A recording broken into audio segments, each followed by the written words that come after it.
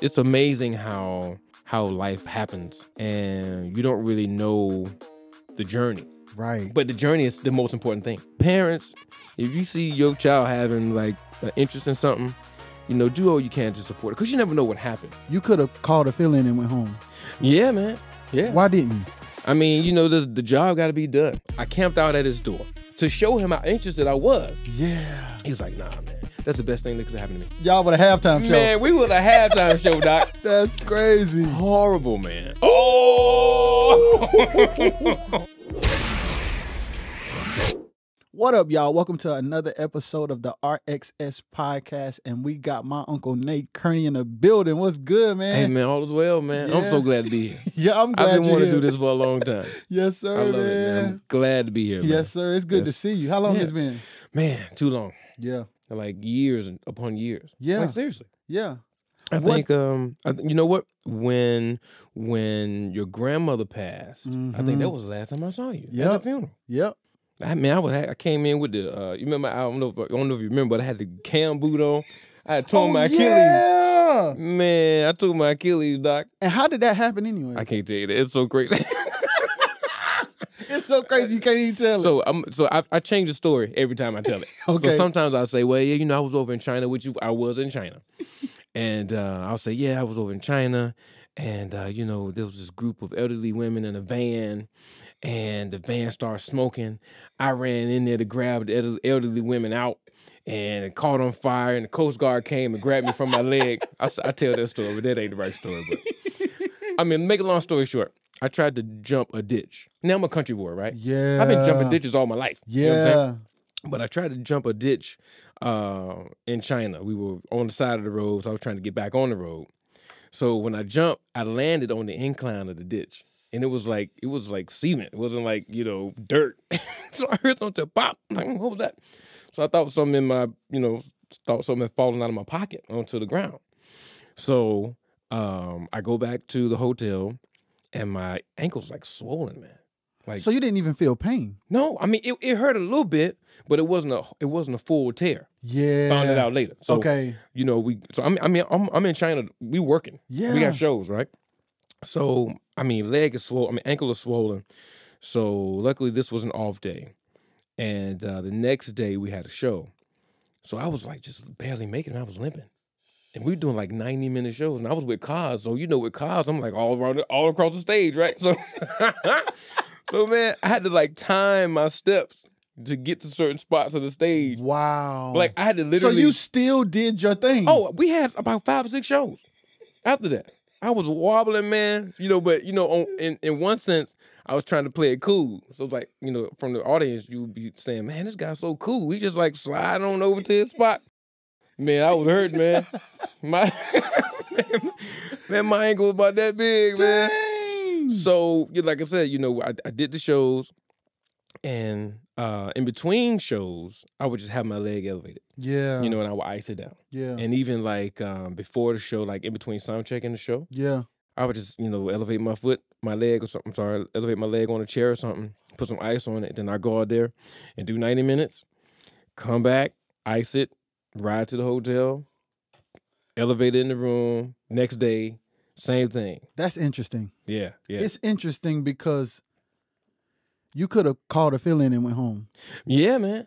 Yeah. Why didn't you? Because it's like, the job got to be done. Yeah. It wasn't hanging off, you know what I'm saying? Yeah. If that joke had been dangling like that, then it would have been... Yeah. It would have been a different story, you know what I'm saying? But, it was... I wasn't even thinking that. I was able to move. My mobility wasn't like totally taken away from me, right? Yes, sir. So I was still able to move. Yes, sir. So I was like, okay, well, I just got to get through it. Because, man, I just thought I sprained my ankle. Wow. Yeah, that's no I was big like, deal. I got an ankle sprain. I'll be okay in a week. Yeah. Take some medicine, have a few cocktails. I'm in the game, right? Yeah. You know what I'm saying? So I get back home. I went to Kaiser, and I was married at the time. My wife takes me to Kaiser. And he was like, "Oh yeah, man, it's just fractured heel and sprained ankle. Cool, no problem." So I go back like 3 weeks later for the follow up, and now granted, I have a tour that's coming up that's gonna start like within a month and a half, right? I'm talking about a tour, like about 25, 30 days, Yeah. right? So I go back, and he was like, yeah, man, it looks like it heals properly. It's okay, cool. I said, well, it hurts. I think I was pointing to a particular part of my ankle. I said, it hurts there. He said, okay, well, put your foot on my hand and press on my hand like you're pressing down on the gas pedal. Cool, no problem. I was like, he was like, you pressing? I'm like, yeah, man, I'm pressing. Yeah. He's like, you pressing, Mr. Kearney? I was like, yes, sir. Nothing. He was like, uh-oh. I said, what do you mean, uh-oh? Talk about, right? He was like, okay, hold tight. What do you mean, hold tight? So he was like, okay, I'm going to schedule an MRI. I'm like, why did y'all do this in the first place? You know what I'm saying? Man, hospitals, they be tripping, man. Yeah. Like, get this stuff. Go ahead and order it, Yeah. So ordered the MRI. That's where I found out I had a partial tear in my Achilles. Wow. So he said, okay, because it's a partial tear, you have two options. He said, you can just, we can put you on some crutches and a cam boot, and let it heal on its own. Or you can have surgery. Bam. I said, well, what's the recovery time from each? And they were about the same amount of time. I said, we're going to go with option A. You know what I'm saying? Yeah. Trying to limit the amount of time I'm getting cut on. You know what I'm saying? So, man, it was so funny. So, during the whole tour, I was walking around in a cam boot. So, but the crazy part is the keyboard player, he tore his Achilles too. Oh, my God. So, you got two jokers in the band that can't walk. You know what I'm saying? Oh my God, man. So I was on a stool the whole tour. Wow. Yeah, it was so funny, man. Did it feel different to be sitting down? It did. And then because like my right foot is like my timekeeping foot. Yeah. You know what I'm saying? So even if I'm sitting down, my right foot it keeps the time for me, right? Man, I couldn't do it, man. I was like, man, I had to put more effort, lift that heavy camera. You got to lift the whole boot up, Man, it was crazy. Yo. And so I finally, the last show on the tour we did, we were in Cancun. We did, Cancun Jazz Festival. And man, I was hoping that it would have been healed up where I could, get rid of the boot. Yeah. Man, I'm walking around there, shorts and a V-neck shirt and a big old cam boot. Like, man, that was horrible, man. Yo. Oh my God, I couldn't hang with the fellas. And I love hanging with the fans too. Yeah. You know what I'm saying? I did it, but they all in the pool. I'm just sitting on the I'm one of sitting them on the chairs. chair. I'm in one of them chairs, man. I'm like, man, ain't this a mess, man? Oh my God. Yo, that's crazy. It was horrible. That's crazy. Horrible, man. Man, you made it through though. I made it through. And we get to laugh at it now. Yeah. So it's a good story, right? Yeah, absolutely. Yeah, man. Oh my God. Yo, Crazy so stuff, I'm gonna go back. Okay. Yep. Take me all the way back to the beginning. All right. So I remember being very small and going to programs. And what programs are, for people that don't know what programs are, they're just gospel concerts. But we call them programs. I don't know, where did that come from? I don't know. Who was the first person that said we're gonna call it a program? I don't know, man. Like, who made that up, right? Yo, so I got a question. Okay, all right. So was it a program only when it was a quartet concert, or were all gospel concerts programs? Everything was a program. Choirs, quartet groups, everything. The only time it wasn't a program was when it was like, somebody there preaching. Because that's a service. That's a service. Yeah. Go figure, right? Yeah. Well, that makes it a service, right? Yeah. Yeah. So, but it was a program, Doc. Yeah. So, like, my mom and dad, we went to the quartet programs. We went to the local quartet programs. We went to the professional quartet programs. So, I mean, I was seeing, like, the Volunteers, Keynotes, the Clouds, the Brothers, the Jubes. Yeah. I mean, all those guys, Tommy. Yeah. All those guys, man. And, but then, so when we were on the way back home from the programs, if I was still up, because, sometimes, like, if we were driving to Henderson or, like, Fayetteville, I'd be knocked out on the way home. I got to go to school the next morning, right? But I would always, I would be like, Dad. So if we stopped at, like, a Hardee's or something, I'd be like, Dad, can you get me some extra straws, right? So I would be in the back seat beating on the front seats like I was playing drums. Man, let me tell you something. God put parents in your life for a reason, right? Yeah. And I don't know how they took that. I don't know how they like dealt with it. Yeah. I mean, because I was hitting. I mean, I was, if I heard the drummer hitting the crash cymbal, I would hit like the seatbelt, and that would be my crash cymbal. And then my mom's seatbelt would be the ride. Man, that would have worn me out if I was a parent. You know? I'm serious, man. Yeah, stop it. No, Yeah, man. But I'm telling you, man, they never said anything. Wow. Even to when I got older and I got a drum set. I can remember playing in the living room, and then my mom would be in the den. And I'd be like, Mom, am I too loud? She'd be like, nah, Puddin', you good. And I knew I was loud. I knew I was. But, man, they never deterred me from playing, man. And, like, we wouldn't even be talking today if things were different. You know what I'm saying? You know, so I just had to say that. You know, parents, if you see your child having, like, an interest in something, you know, do all you can to support it. Because you never know what happened. Yes. You never know. So we're doing that. So I'm back to being young, right? And you know, getting the straws from Hardee's or whatever, beating on the back of the daggone seats, right? So I get older, and they buy me a drum set.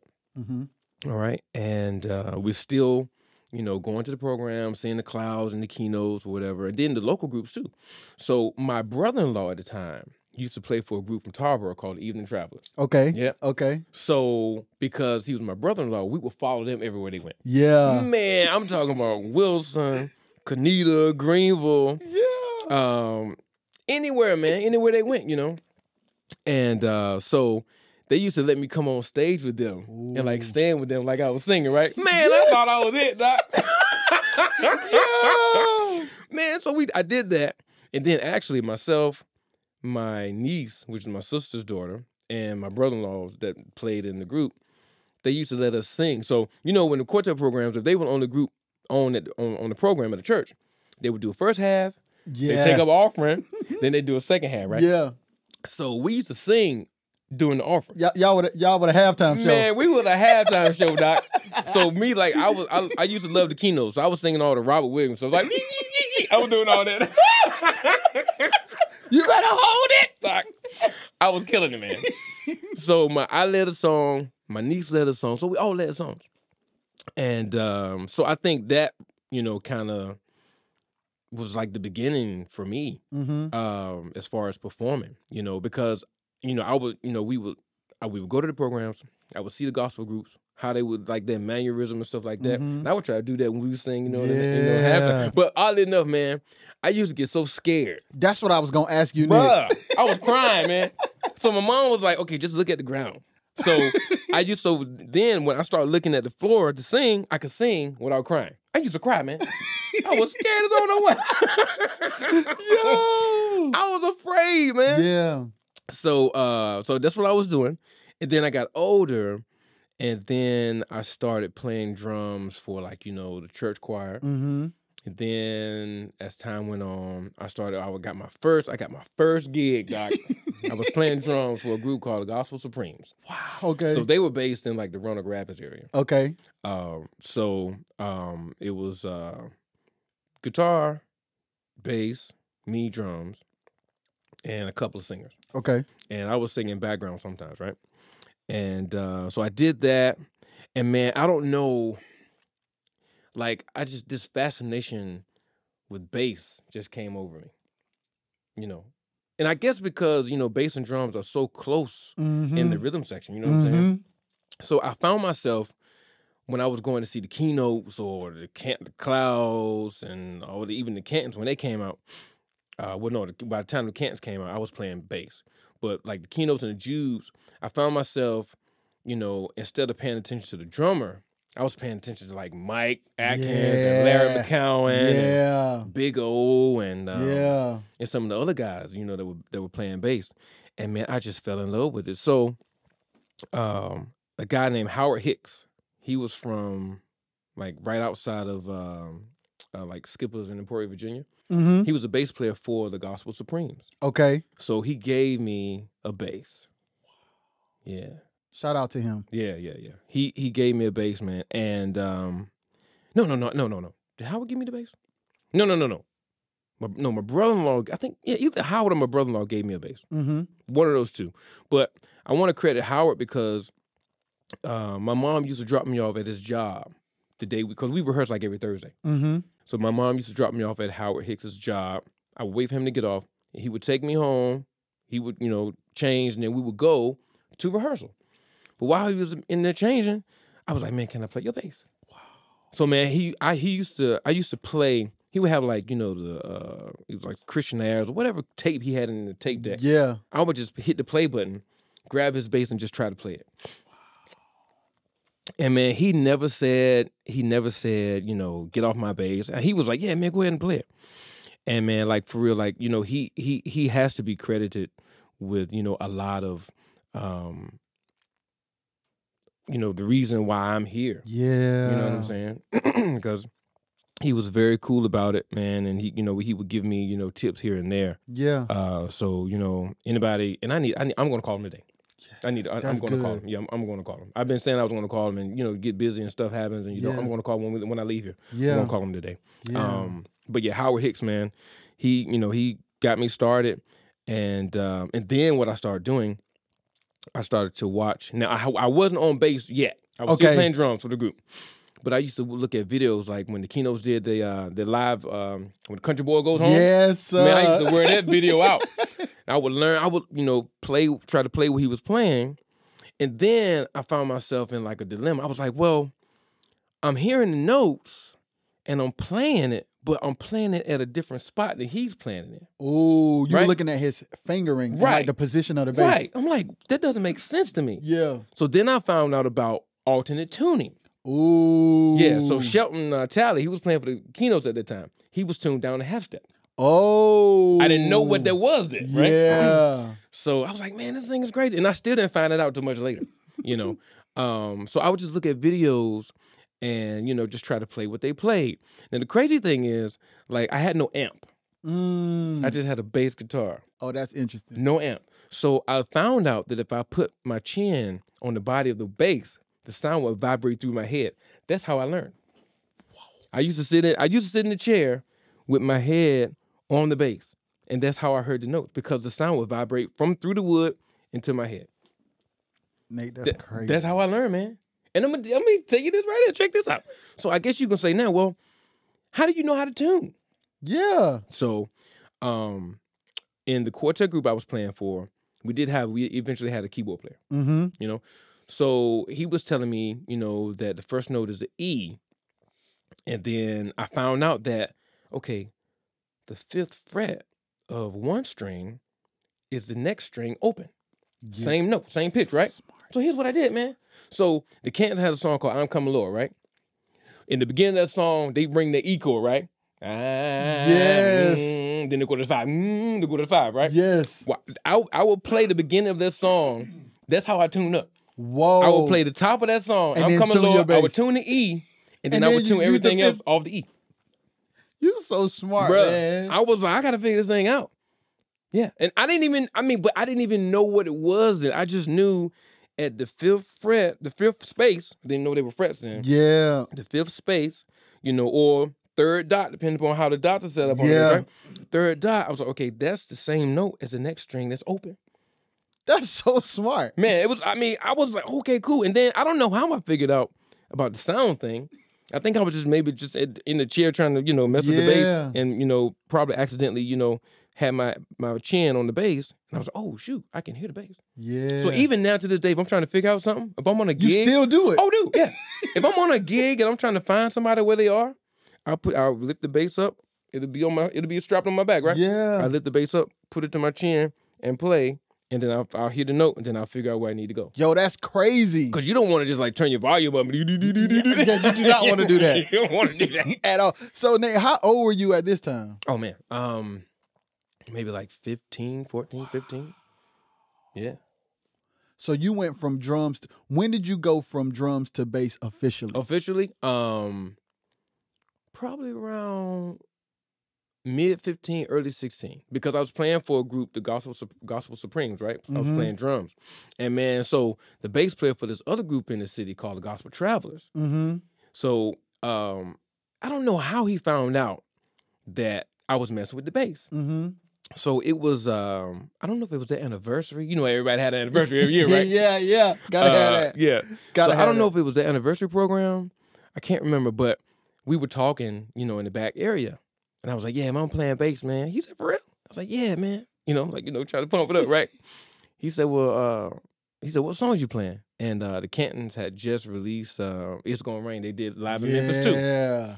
So the Cantons had released It's Gonna Rain. I was like, man, I'm playing It's Gonna Rain. I can play that. He's like, for real? I was like, yeah. He's like, okay, I'm gonna call you up. I'm like, huh? Oh, whoa. In my head, I'm inside, I'm dripping. I'm like, man, no, you ain't gonna call me. I ain't ready for that, you know? Yeah. So sure enough, man, he calls me up. I'm like, oh my God.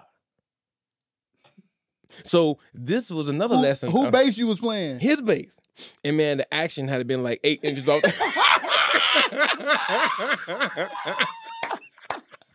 You got them pressed down. Brother.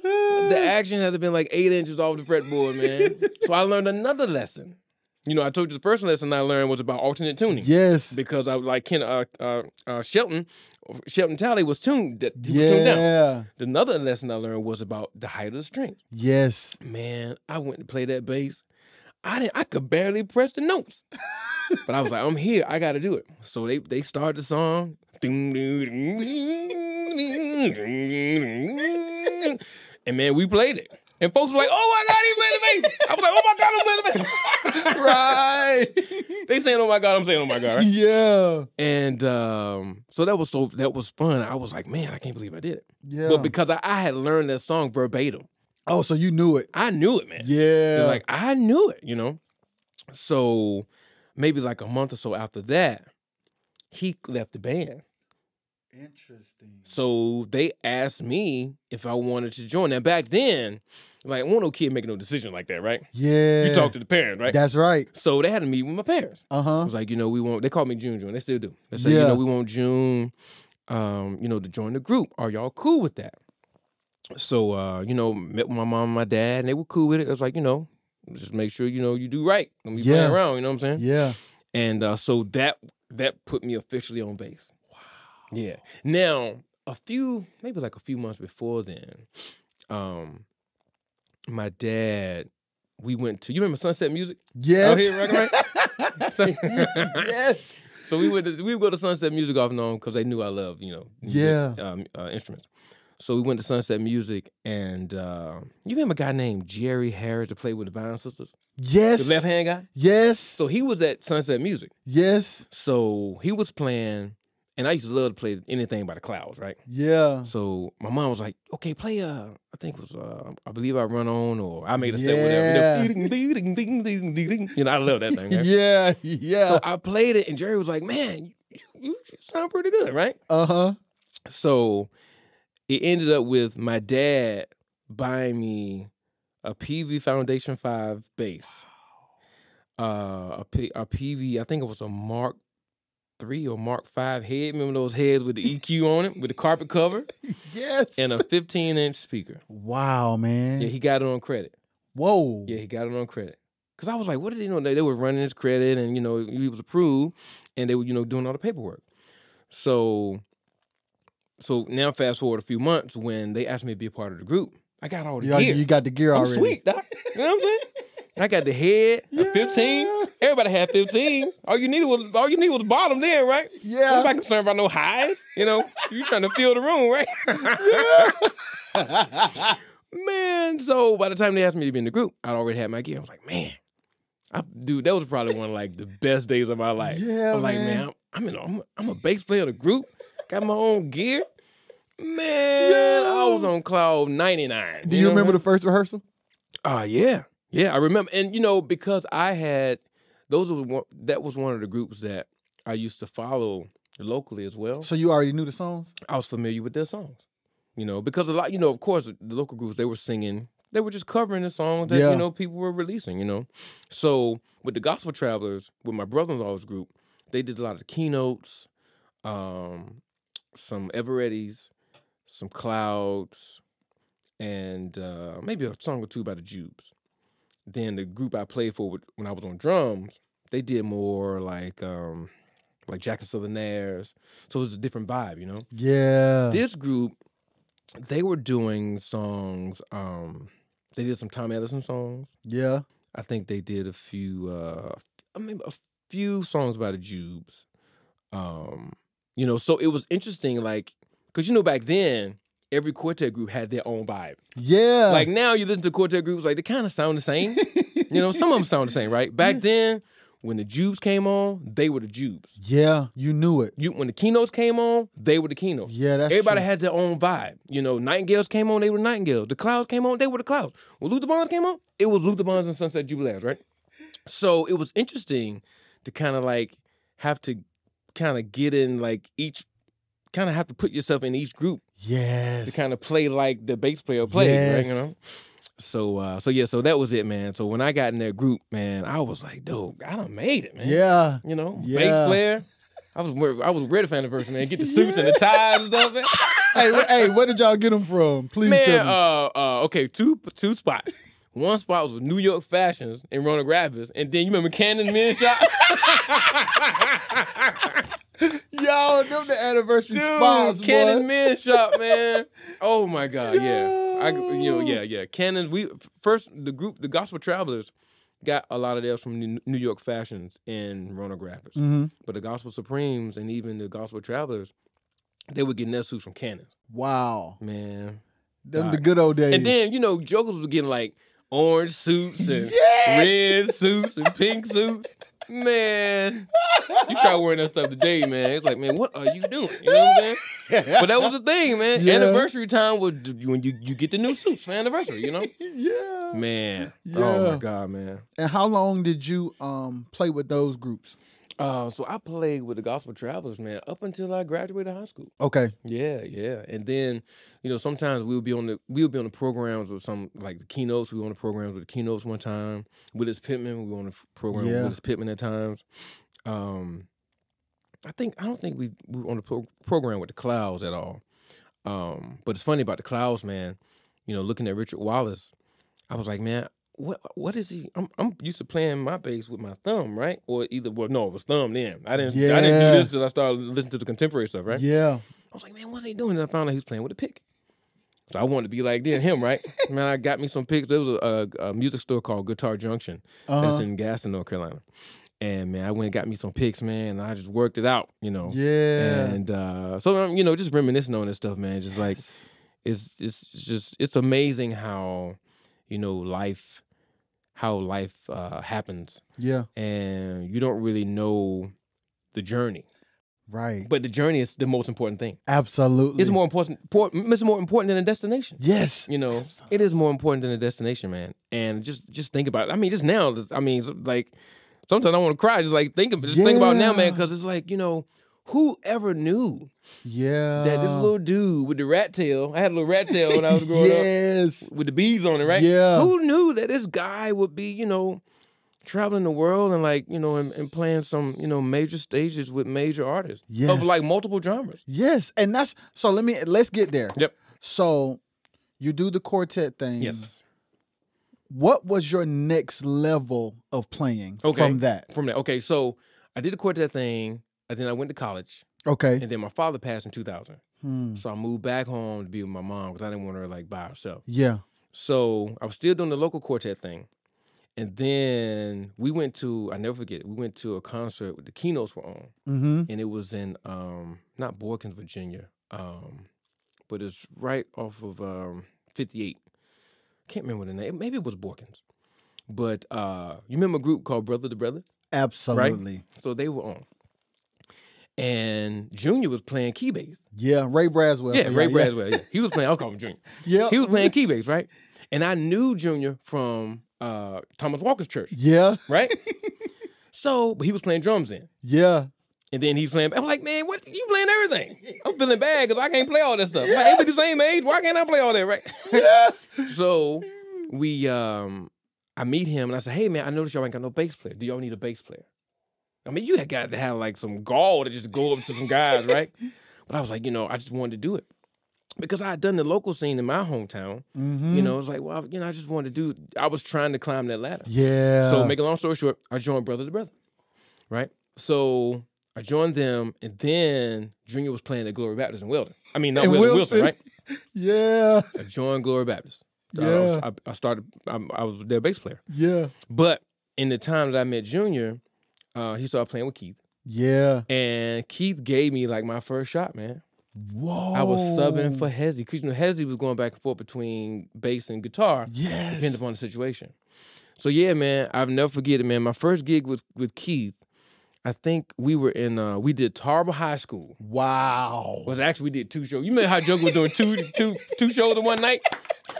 Yeah. So we did Tar Harbor High School. They go up early in one place and close at the other. Close at another place. So we did Tar Harbor High School, and that's exactly what we did. It was us, the McDonald sisters were on, so they closed. So we did Tar Harbor High, and then we went down to Dunn. You remember Reverend Sneed? Yes. Yeah, so we went to Reverend Sneed's church, Pastor Sneed's church. Yeah. And we played Dunn. And Darrell, they were on, so they went on before us. So we closed that night.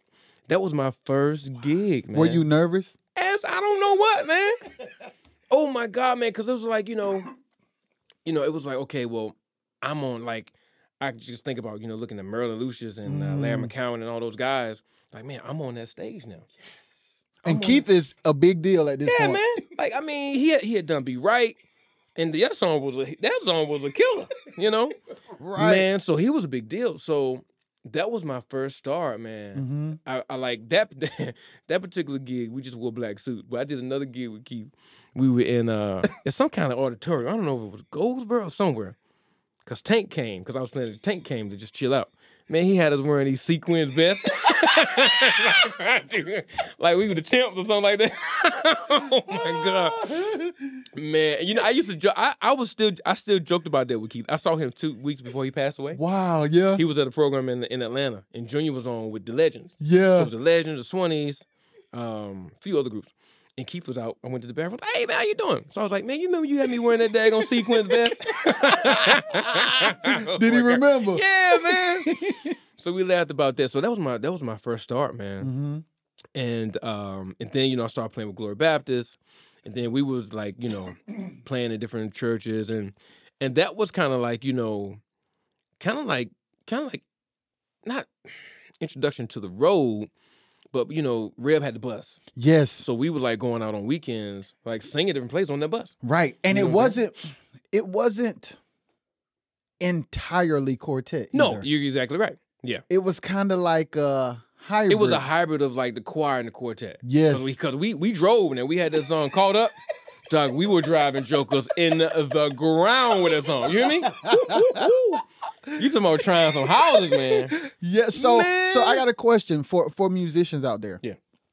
What was that transition like to be like a strictly traditional quartet bass player and then to get into those other things? It was interesting, man, because, like I said, I played in the quartet. That's all I listened to and learned. Well, except with the exception of like the R&B songs on the radio, but I was playing the quartet stuff up to high school. Yeah. So I went to school, and then I ended up getting another bass. I got my you remember the Yamaha Nathan East bass I played? Yes. I got that in Atlanta. Okay, yeah. So then I started listening to foreplay because I wanted to be Nathan East, right? Yeah. Then I started listening to contemporary stuff. So it was an interesting switch because that's when I started tuning down.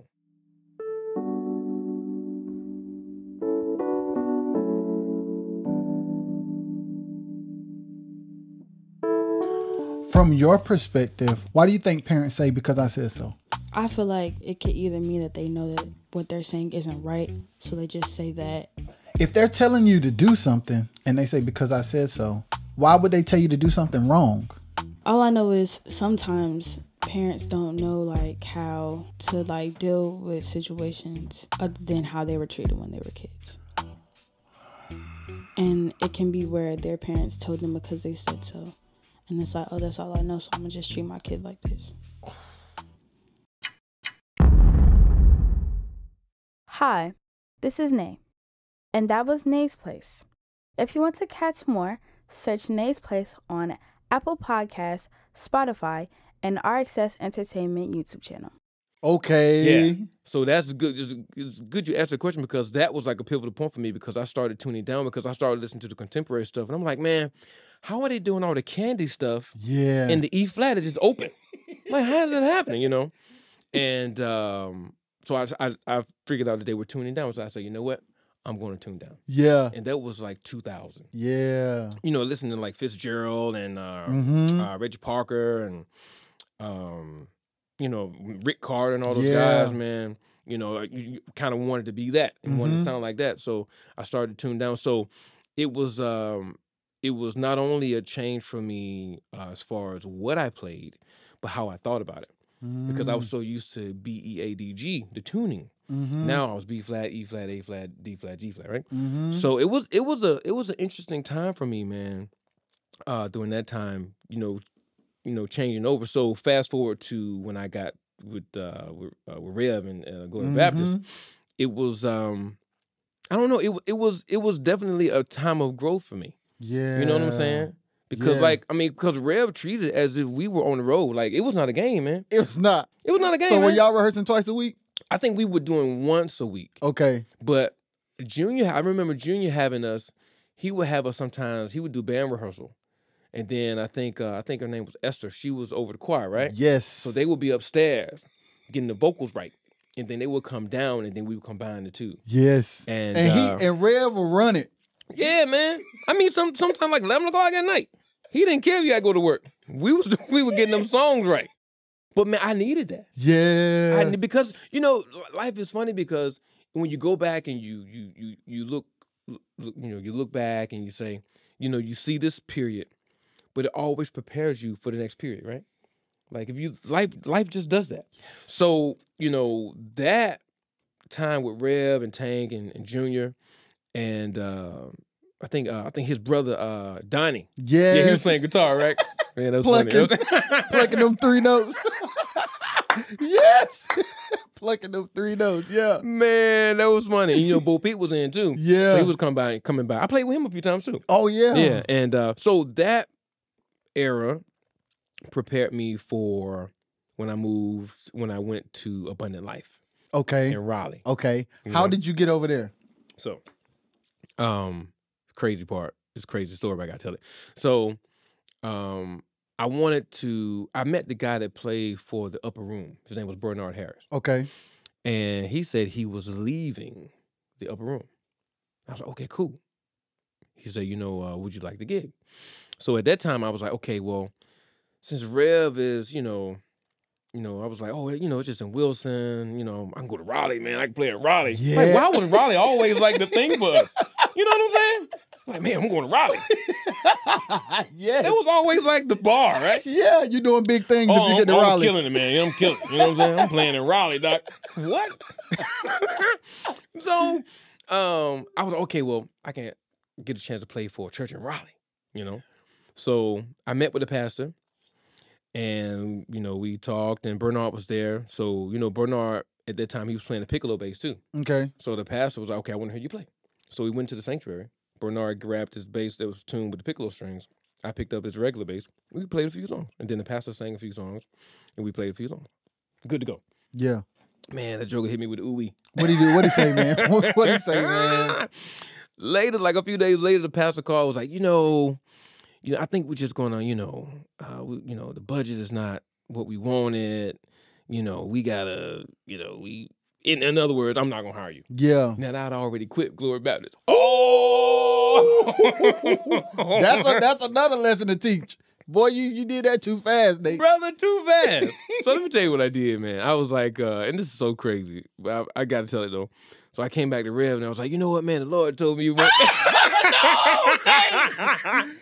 I was like, the Lord told me it wasn't time to leave yet. So...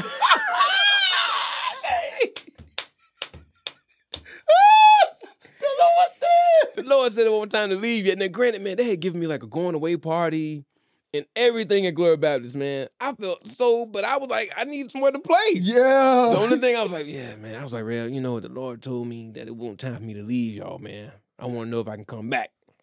He was like, yeah, you can come back. I was like, oh, thank you. Yo! Dude, that was crazy, right? Yo! But that's where I was, man. How old were you? Man, I was like, let me see.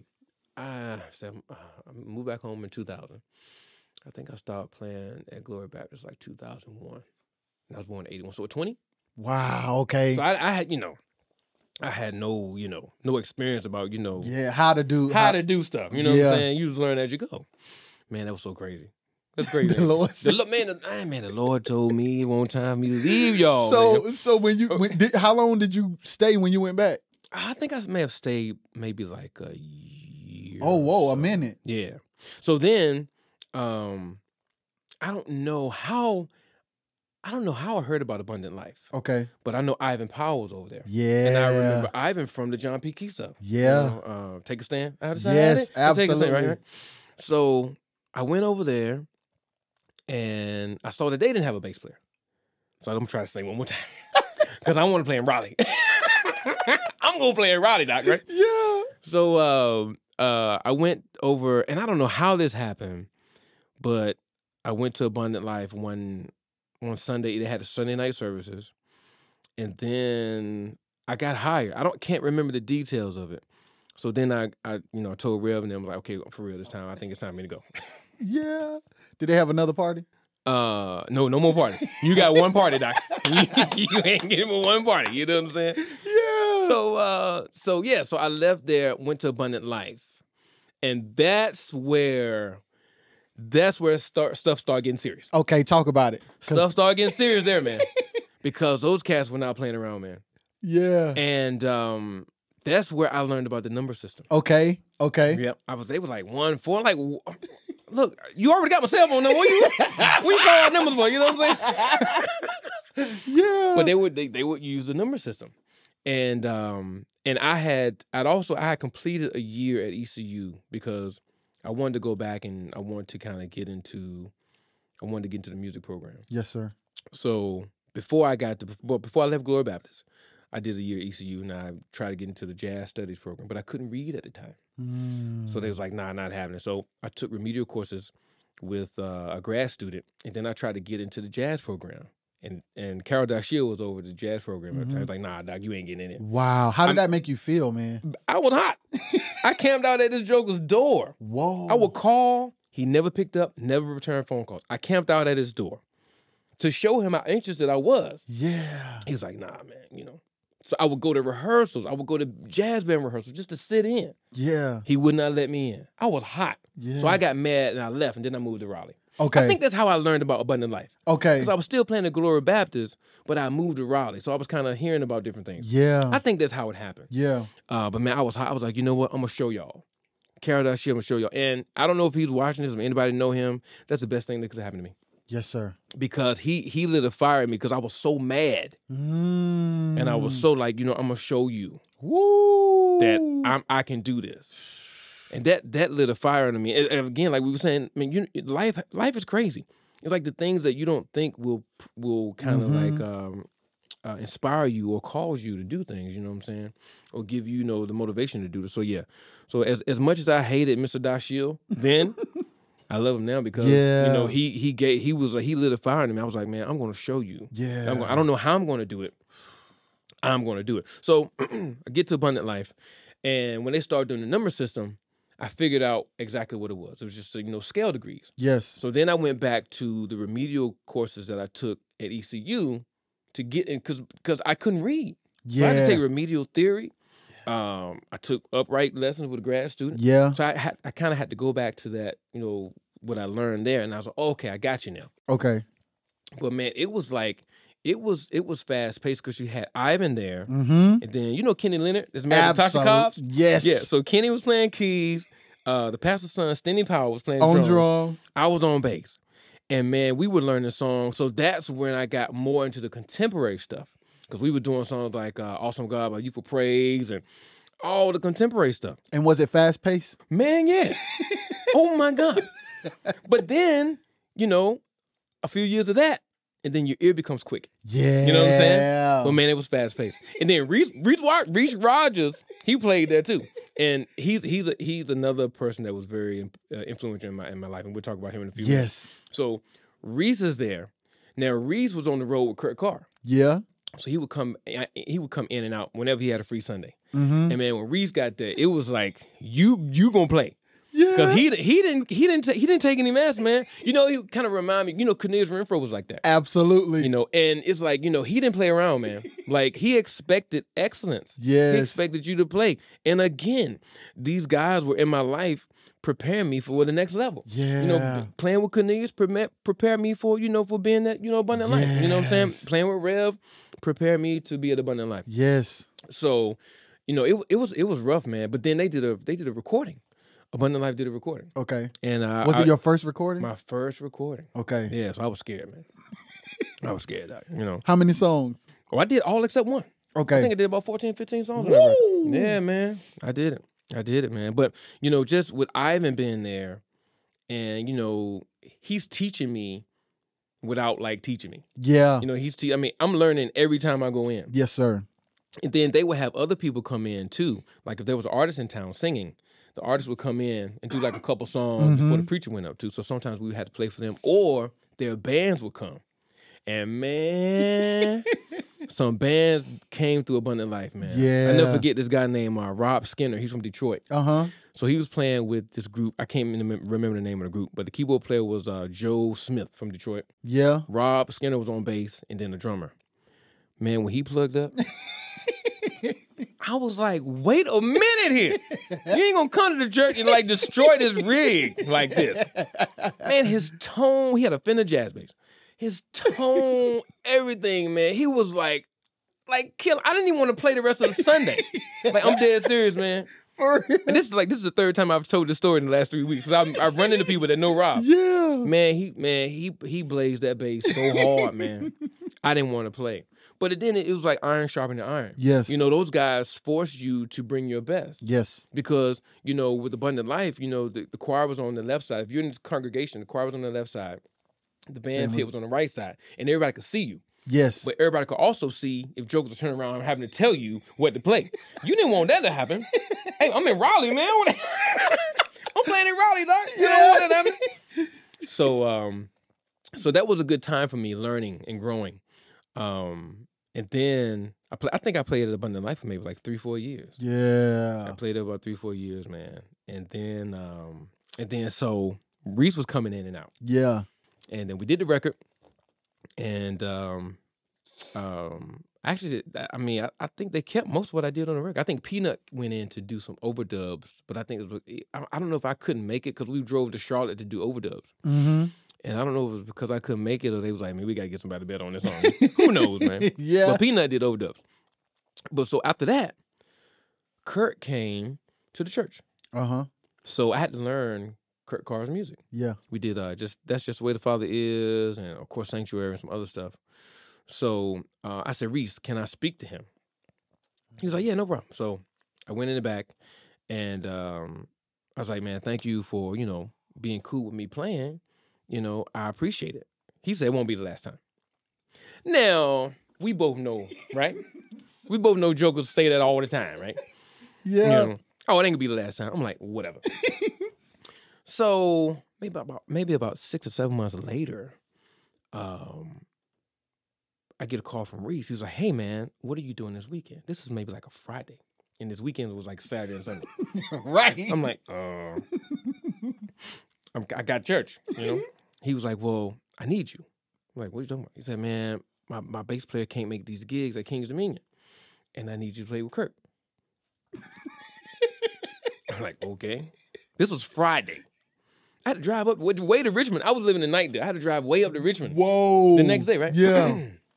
So, and Kearney was on the gig too. Kearney did organ. Mm-hmm. So I said, okay. He gave me the song. Man, I rehearsed that stuff all night. Yeah. I'm talking all night. Yeah. Like I was tired when I got up to drive. Yeah. So we drove up to King's Dominion, and we did Saturday with Kirk. It went good. The one of the snafus I had, so we were doing In the Sanctuary, and it starts in D flat. So it's B flat minor, right? Doo right, B flat, and but I never heard it called D flat before. Oh, I just knew that C sharp. C sharp. So we started the song. Kurt says D flat. So the only thing I heard people refer to E flat. So okay, he said E flat. My first note is a low C. Not happening, man. So I'm playing in C minor, E flat major. Everybody else is playing in D flat major, B flat minor. So we do the intro. Then he says, stop. Then Reese says, D flat, D flat. I'm like, D flat? I said, oh, Lord, I've been playing the song in the wrong key. I said, oh, Lord. Yeah. I done played the song in the wrong key, but luckily he stopped. We got it together. Then when we started back, I was in the game. Yeah. And then, you know, I played it how I rehearsed it. Then the second day, the set went great. Yeah. So, how did you feel in that moment when you realized you were playing in the wrong key? I can't believe this happened to me. Yeah. I said, as hard as I done studied, as hard as I done rehearsed these songs, I know these songs like the back of my head. Yes, you at King's Dominion with Kurt Carr playing in the wrong key. Man. Like you got to think about it. I remember being at King's Dominion younger, when Kool and the Gang have been on stage, or Patti LaBelle has been on stage. So seeing those people on that same stage, I'm like, man, I'm Yeah. I was terrified. Yeah. Terrified, horrified. Anything with fire in it, that was me. So we played this show on Sunday. And then Reese called me to the side. He was like, hey, man. I was like, yeah. He's like, man, Kirk really likes how you play. So this is 2005. Yeah. So I think I was at Abundant Life for maybe 2001, 2005. Yeah. He said, Kirk really likes the way you play. He said, we're about to do this one church tour. And I want you on it. I said, for real? He's like, yeah. He said, but look, we're about to do this TD Jakes cruise, so I'm going to be out for a week. I'm going to call you when I get back from the cruise. Again. It's like convention talk. Oh, you killing, Doc. You killing, Doc. I want to be like you, Doc. All this other crap people say that they don't mean, right? So, I mean, like, I didn't believe it. Now, mind you, I had done stuff with Keith. I even did a few dates with Marette Brown Clark. Yeah. With Cornelius. Yes. So I kind of had a little taste of it, right? Yeah. So I was working at the credit union at the time. Wow. I was processing deposit and withdrawal back, you know what I'm saying? Giving out rolls of quarters, right? Yeah. So Reese called, man, it's exactly a week. Whoa. That Monday. So I get back to work the day after the gigs, which is on Monday. a Monday. Yeah. The following Monday, the phone rings out of the blue, and then the receptionist says, Nate, you have a phone call on line 1. And I guarantee, I'm not jiving you, man. I knew it was Reese. Wow. I don't know what in me was like, that's Reese calling. I don't know what in me said that. But I knew it was him. He's like, hey, man, you ready? I'm like, okay. He said, okay, well, rehearsal start next week. I said, next week? I'm like, man, I want to get my job with 2 weeks' notice. He said, not if you want to do this gig. He said, so you let me know what you're going to do. I'm like, man, and at that time, you know, I had established work history, and it's like, you don't want to leave a job without giving the 2 weeks' notice. Yeah. But I was like, man, I can't pass this up. Yeah. So I gave my job a 1 week notice, and they were so cool about it because they knew that was a dream of mine. Yeah. They gave me a going away party too. I said, man, hold this thing, you know, like going back. So, like, you know what? Go ahead. No, let's talk about that for a minute. Mm-hmm. So, how did the people at the credit union know that was your dream? Because I talked about it. Yeah, I talked about it. I talked about it, you know, throughout the week, and so they knew I was. They knew I was playing at churches, and they knew I was doing gigs and stuff like that. So they knew it was something that I wanted to do. So they weren't even mad, and that even to this day it surprises me because they weren't mad at all. Yes. So even working the job, you already knew like this is temporary. Yeah. Man, when I was as young as 6 or 7 years old, I knew I wanted to be on stage. Wow. I would have dreams about being with like groups. I would have dreams about being with the Jews or being with the Keynotes. Man, I wanted to play with the Keynotes so bad, but I wanted to play with them guys really, really bad. I dreamt of that even at 6, 7 years old, man, because that's all I saw. We were going to the program, man. So I knew that was what I wanted to do. Yeah. I knew it.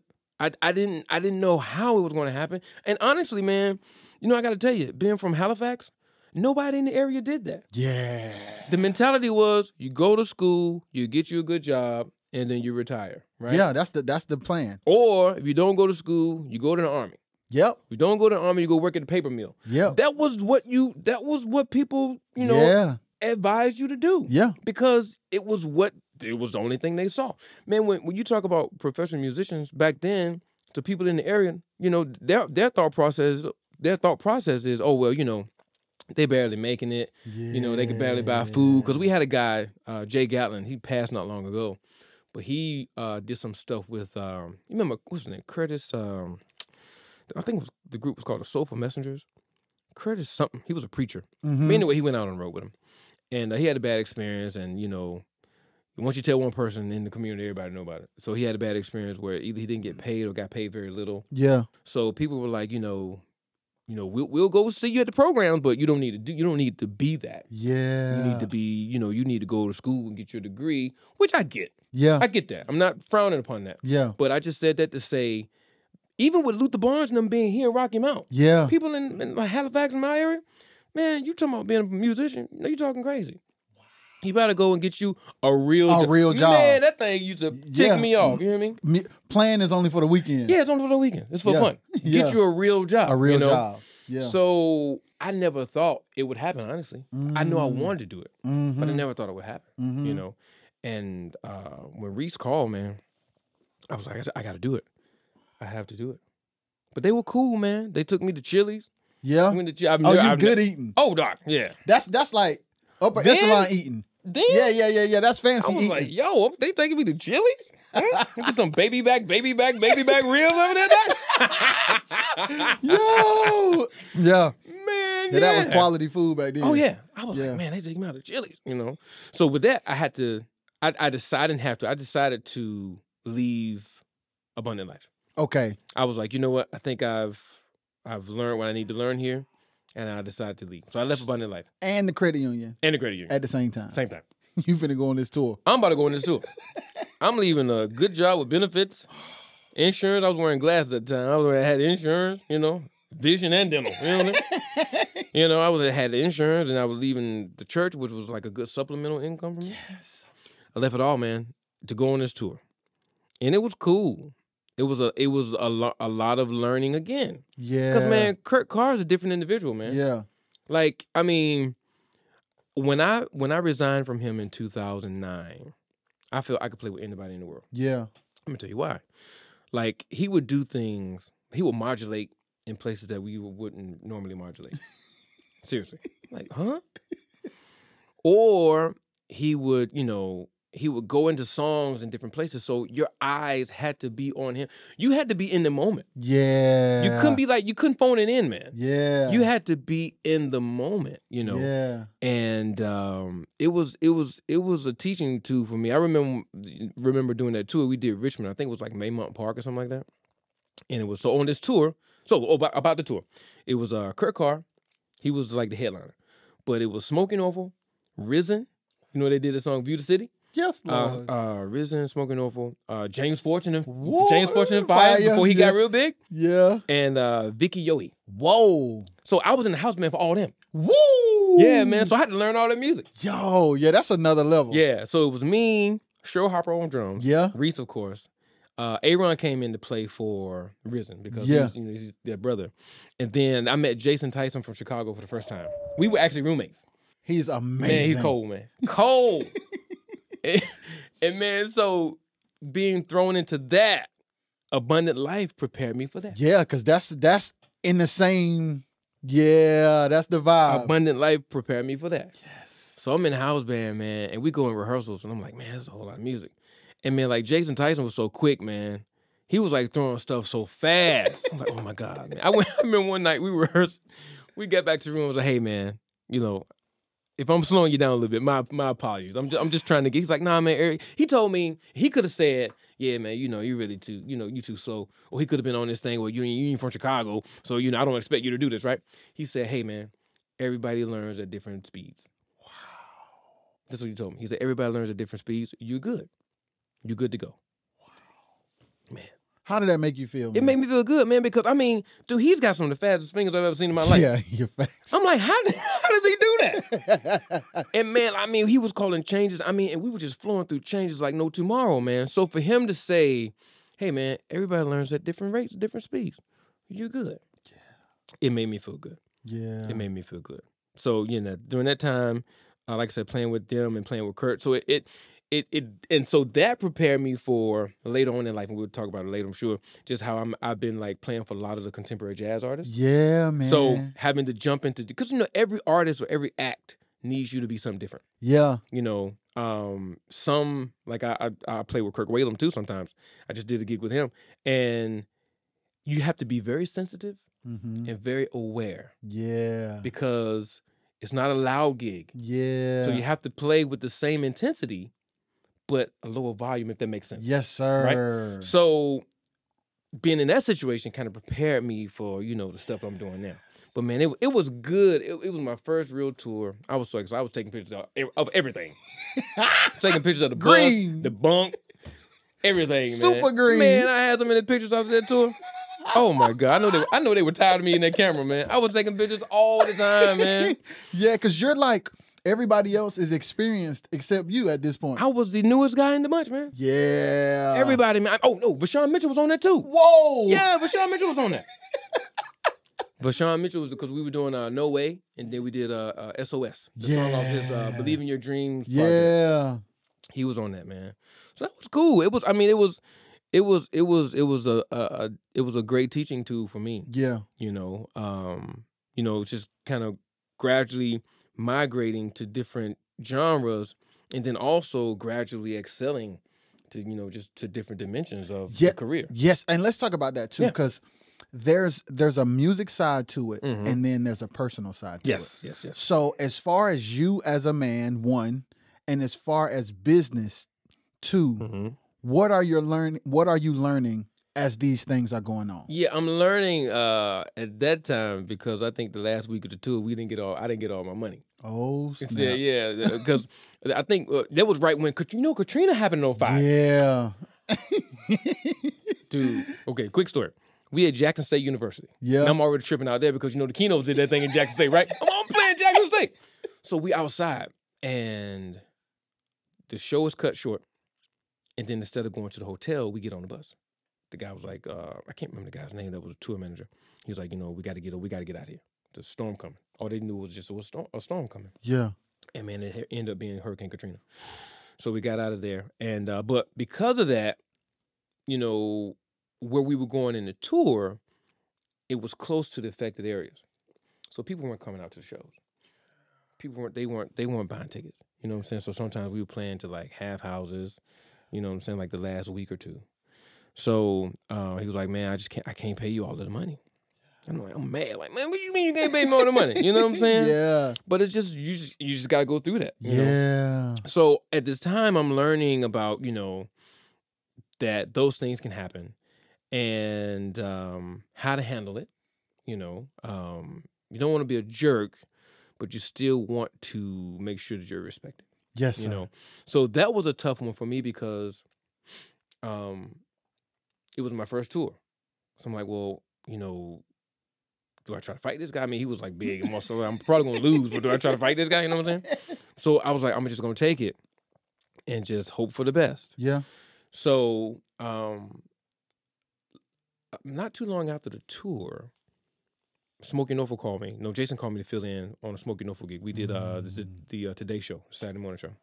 So at all this time, I'm learning the business. I'm learning about pay rates and what to ask for and things like that. So yeah, it definitely shaped me, man. Just learning how to respond. Yeah, you know what I'm saying? Because that's like the biggest thing, man. Yes. Yeah, because I have had some not so good moments responding.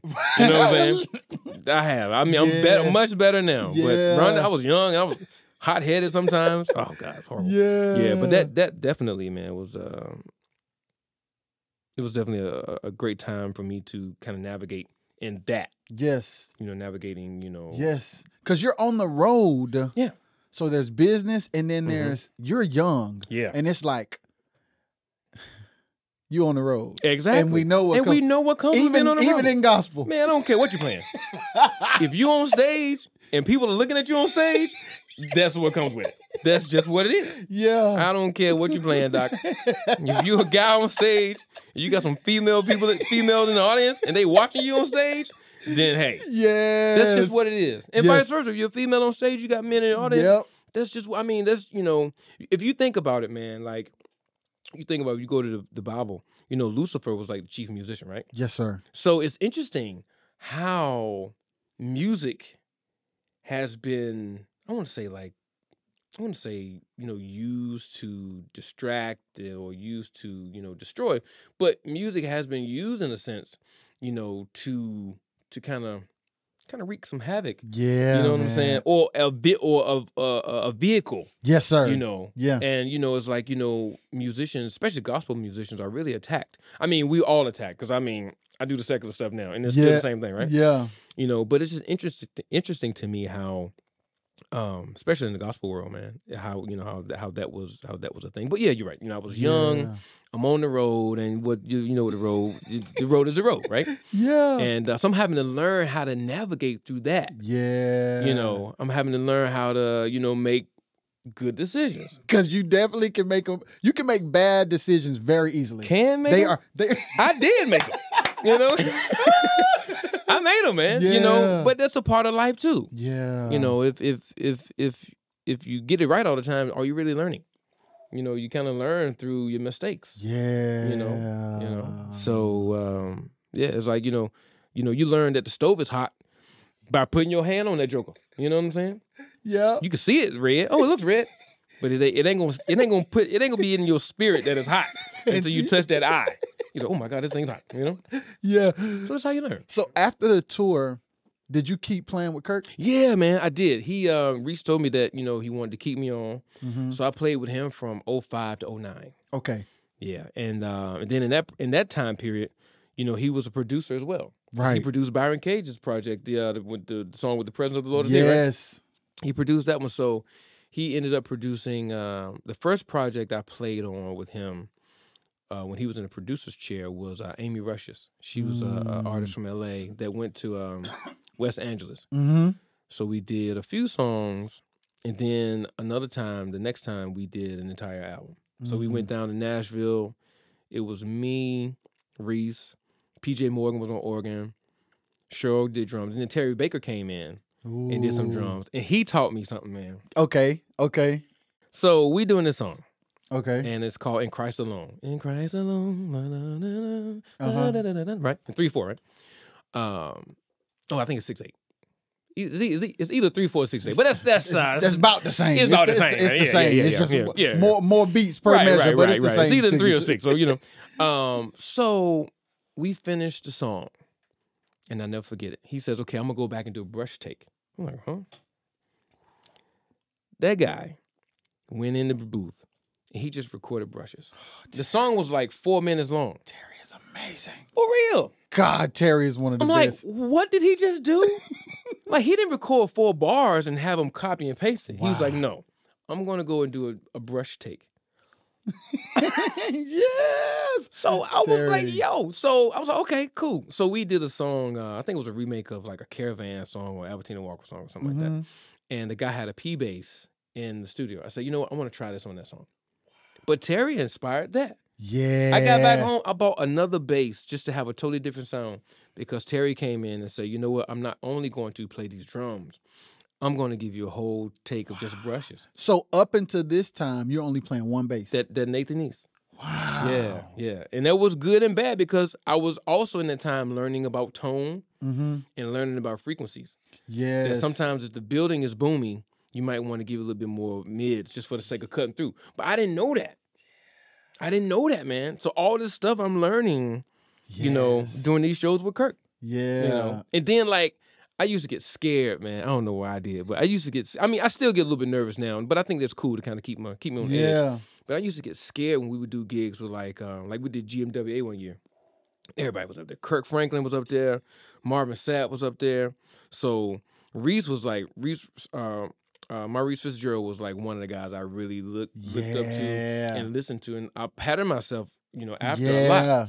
So he played with Marvin Sapp. Man, and I think we went on after them. I was scared to death. It's like, man, Reese just played. Or sometimes I would be on the show with him and we would go on before him. Yeah. Like, oh my God, Reese is gonna come up after me.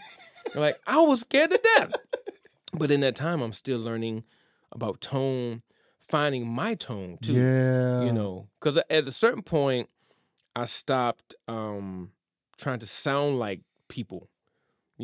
I still had my little specials, my little licks and stuff that I did that were inspired by like Reese and other guys, but I stopped trying to sound like people, and I was figuring out my own sound. When did you realize that was important?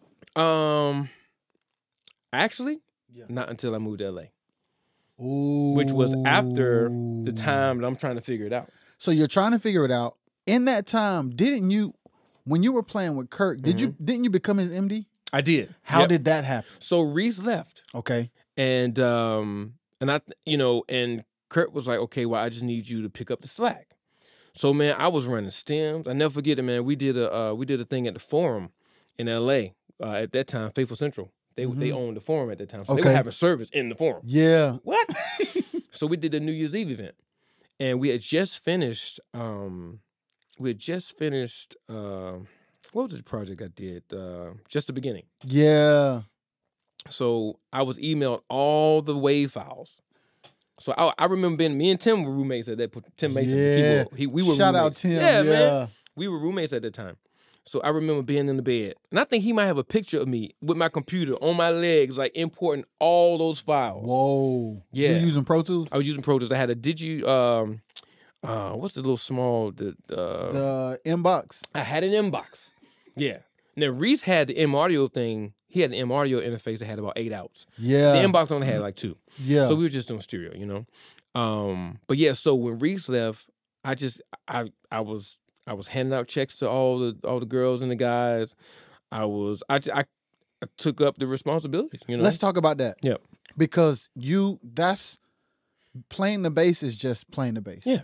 You do your thing, you go back to the room. Right. And you're done. Yeah. Being the MD, that's like a leader of like yeah, man. on all levels. Yeah, indeed. And it's like, you know, it was more off stage than on stage.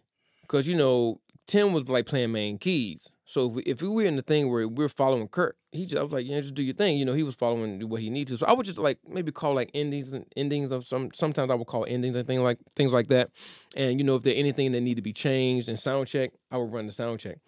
But for the most part, it was, you know, things like going with Kurt to check up with the promoter to get the money. Ooh. Or, you know, handing out checks at the end of the night. Yeah. Or, you know, running sound check. Or, yeah, you know, doing the logistical things. Yes. And you want to know what's crazy? Because you said it before. It's like working at the credit union. Come on, Doc. See what I'm saying? All being organized, like having to, you know, be organized at the credit union prepared me for this right here. Sir. You know what I'm saying? So, yeah, man, it was, and shout out to Kurt Carr too, man, because he gave you a huge opportunity. He did, man. That was like my first like full-time professional gig. Yes, sir. And man, you know, he definitely like, you know, what they say, ran me through the trenches.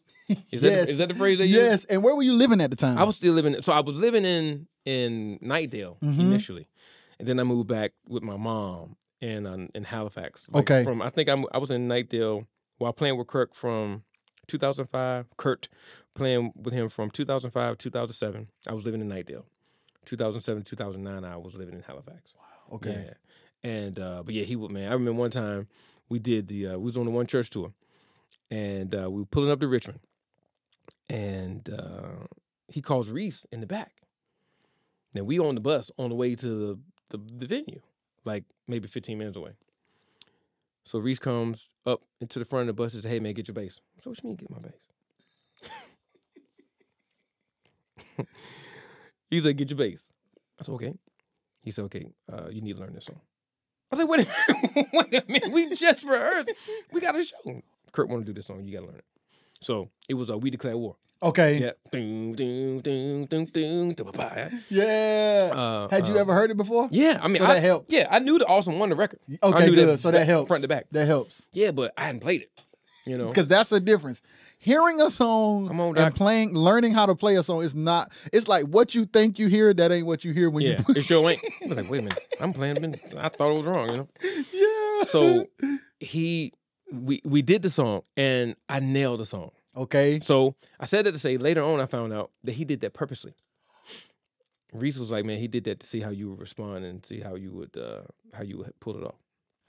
So Kurt, man, he was like boot camp. Yo, that's crazy. Yeah, man. He was like boot camp for anything I could ever dream of doing after him. Yes. Yeah.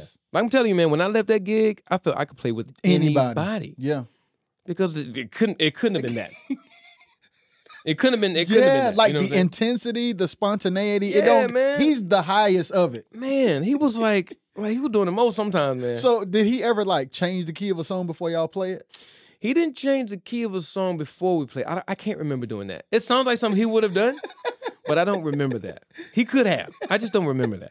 Yeah. But he would change the Come On song while he walking up steps. Like, so we thinking we come on with Sanctuary. He walk up the steps and just call out another song name. Like, huh? So I felt bad for the guitar players that we had because they had to like stump on the stomp boxes and shit to get their sounds right. It was crazy, man.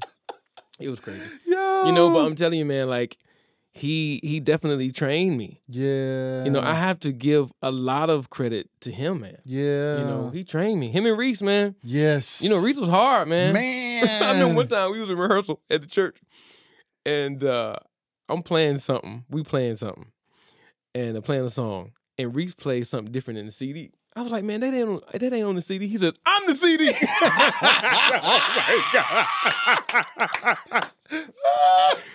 He was that cold-blooded, man. Yeah. He was like, I'm the CD. I said, okay, all right. All right, you know. But those guys, man, they really trained me to enter into the contemporary jazz world. So how did that happen? Did you move to LA before that started happening? Yeah, man. I moved to LA with no gig. I moved to LA. Why did you do that? Bruh, man, this is like the second or third time I done told you I've done something with no gig, right? You know? Or just leaving, dropping everything, right? You know, it was all faith, man. So what compelled you? What was like the moment when you were like, okay, it's time to move again? I knew I couldn't do much living in Halifax. Okay. You know? And I wanted to get into other things. When I was learning bass, I was listening to quartet music, but I was also listening to like, you remember Foxy 107, 104, yes. right? They was playing all the R&B stuff. So I was listening to those songs, you know, and learning those bass lines. Truth be told, I didn't get into solo bass players until like much later. Okay. And even now I don't listen to a lot of them. You know what I'm saying? This is not my thing. Yeah. I applaud it and I respect it. You know, I admire it, but this is just not my thing. So I've always been song oriented. If you want to call it that, you know? Yes. So I living in North Carolina, I knew I wasn't gonna be able to do much other than what I was doing. So I said, okay, well, you know, I went to NAMM I went to NAMM in the end of 08.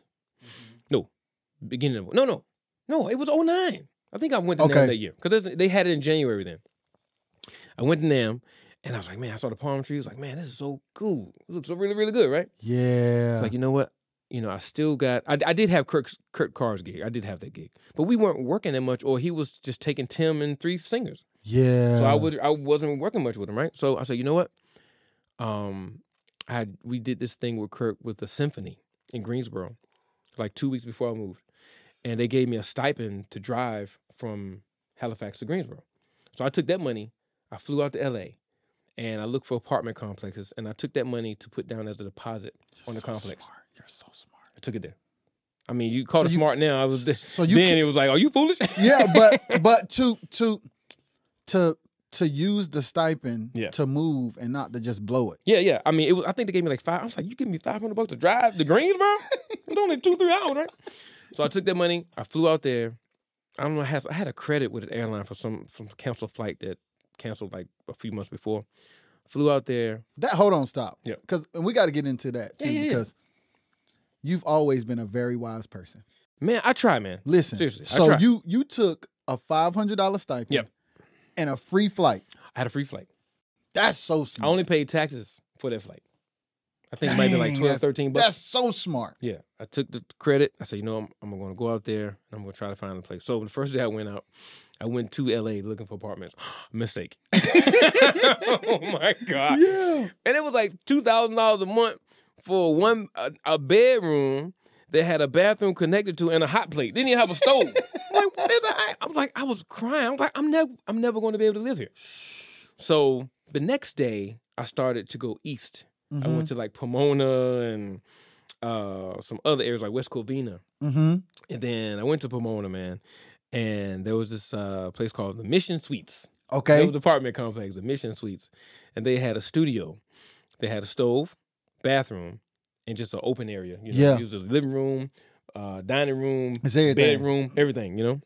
So I used that $500. And this time they had a special. Let me tell you how God worked.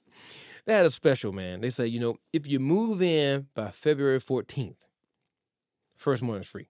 Whoa. Yeah.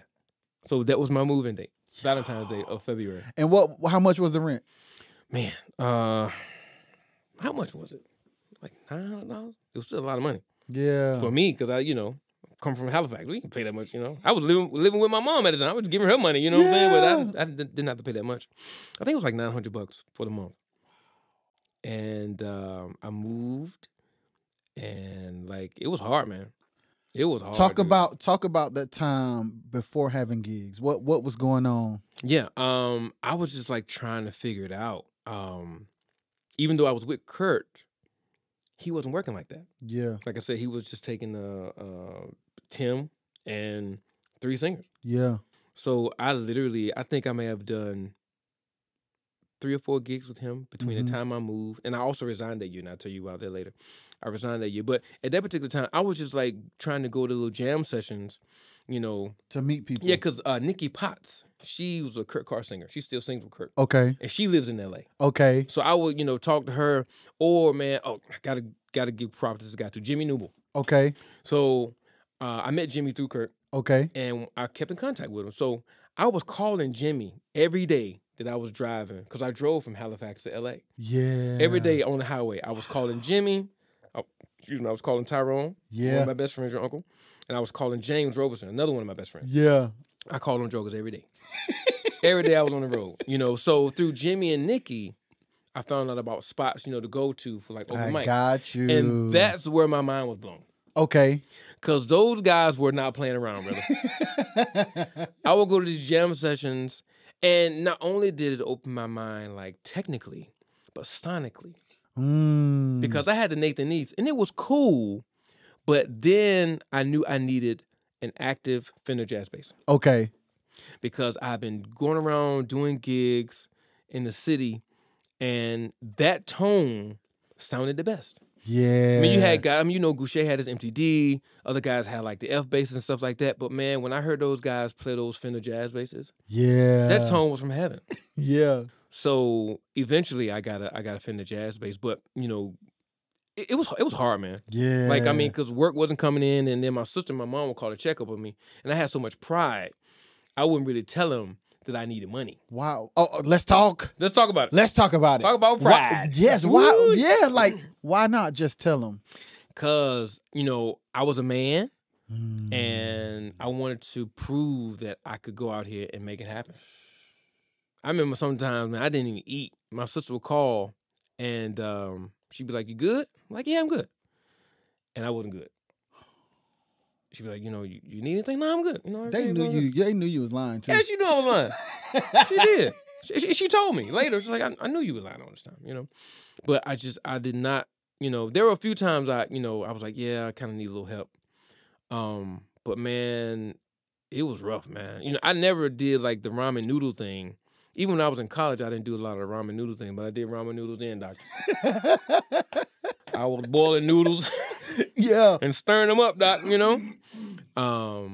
But that was hard, man. That was hard because, I had a gig with Kurt Carr, but in essence I didn't, because he wasn't working like that. Yeah. So that actually made me resign in 2009. Okay.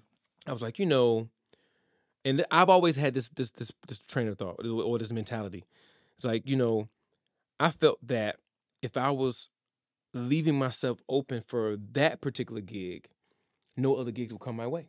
Interesting. It's kind of like saying you got to make room. It's like, it's like, man, I want to buy like 13 suits, but your closet full of old suits. You can't. Where you gonna put the suits? You got nowhere to put them, right? So that's what I felt I was doing with Kurt Carr's gig. I was hanging on to it, but to me, it was just taking up space. Yes.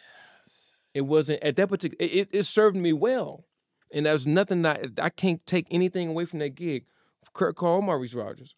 But at that point, I felt like I was occupying, or that gig was occupying space that something else could occupy. Yes, sir. And I moved to LA to get into other things. I don't want to be typecast as just a gospel guy. Yeah, man. So that was one of my reasons for wanting to move to LA. So I resigned, man. Here we go again. Yeah. With no gig. Yeah. I mean, I did it again. I just resigned with no gig, Yeah. Just a lot of faith. Yeah. And, and just trying to make it happen. So how many months of the struggle? Oh, man. You see, I moved in February of 2009. I resigned from Kurt in like June, July of 2009. Okay. That first year was a struggle, man. Yeah. That first year was a struggle. I mean, it was It was. You know, not only that, I'm in like a foreign land. Yeah. So there ain't but so many people you can call. And then, let me tell you, man, some jokers fixed me too. Because when I was living in North Carolina, they were saying, yeah, man, call me. You know, I got a room you can rent.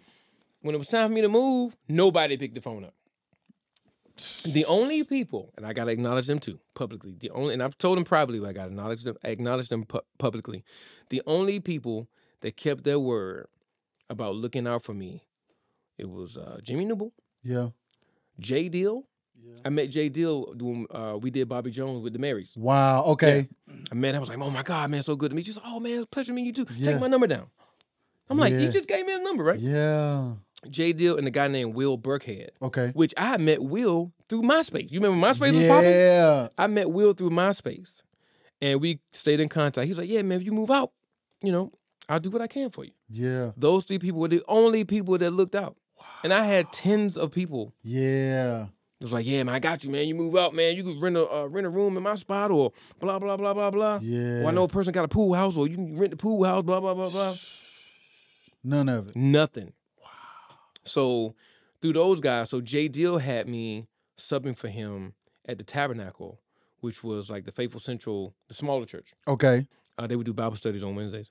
So things like that would come along periodically. Or Will Burkhead would have me sub at a church called Crossroad Church that was in Moreno Valley. Okay. The Air Force Base. So those things would come along to kind of like help me along the way. I figured if I could just pay my rent, everything else would just, I'll figure it out somehow. Yeah. So, you know, so I was just doing stuff, you know, make sure I got the rent paid, man. But it was hard, man. Yeah. It was hard. But I'm telling you, man, like, faith is real. Yes, sir. And it is needed. Yes, sir. I don't care what level of life you're in. If you're trying to achieve a goal, you got to have faith, man. Yes, sir. You got to have faith. What gave you that faith? Man, just being in church, man. You know, and seeing it work out. You know, just seeing it work for me time and time again. Like, you know, like we say now, man, oh, you were so smart back then. Well, a lot of people thought I was foolish. You know what I'm saying? Yeah. You know, but I just had this faith that I was like, I wanted it to happen. And I'm going to tell you, man, there's sometimes in life where my faith will waver. And I'm like, you know what? I have to get back to that 25 or that 28-year-old Nate that was fearless. You know, it's kind of like, you know, kids. Like, you know, kids be jumping off the sofa. They climb on top of the refrigerator with no fear.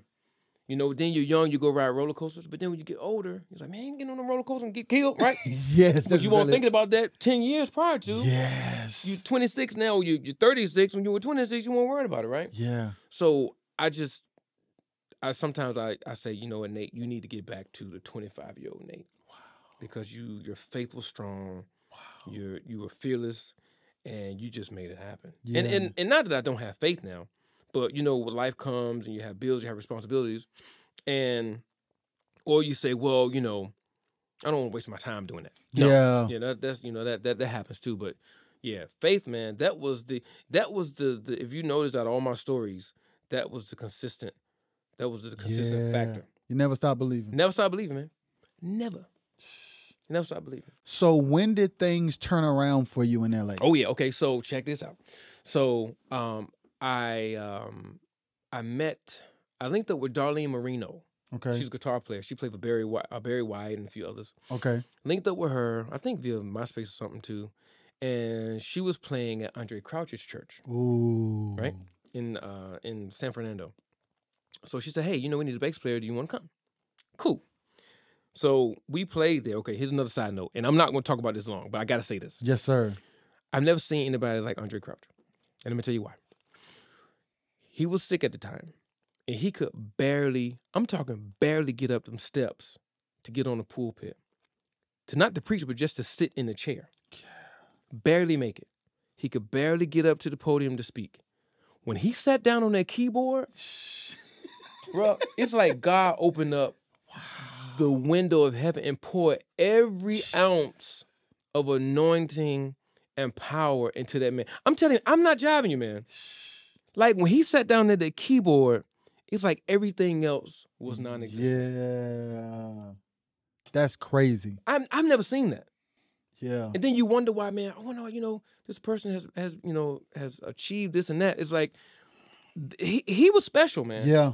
Yeah. And not to say other people aren't. I'm not saying that, but I need to say that because I experienced it for myself. Yes, sir. Okay, all right. So I got that out of the way. Right? Yes, Okay. sir. So I'm playing at Andre Crouch's church, and then there's a guy that's on drums, subs off and on. His name is Tony Moore. Okay. Right.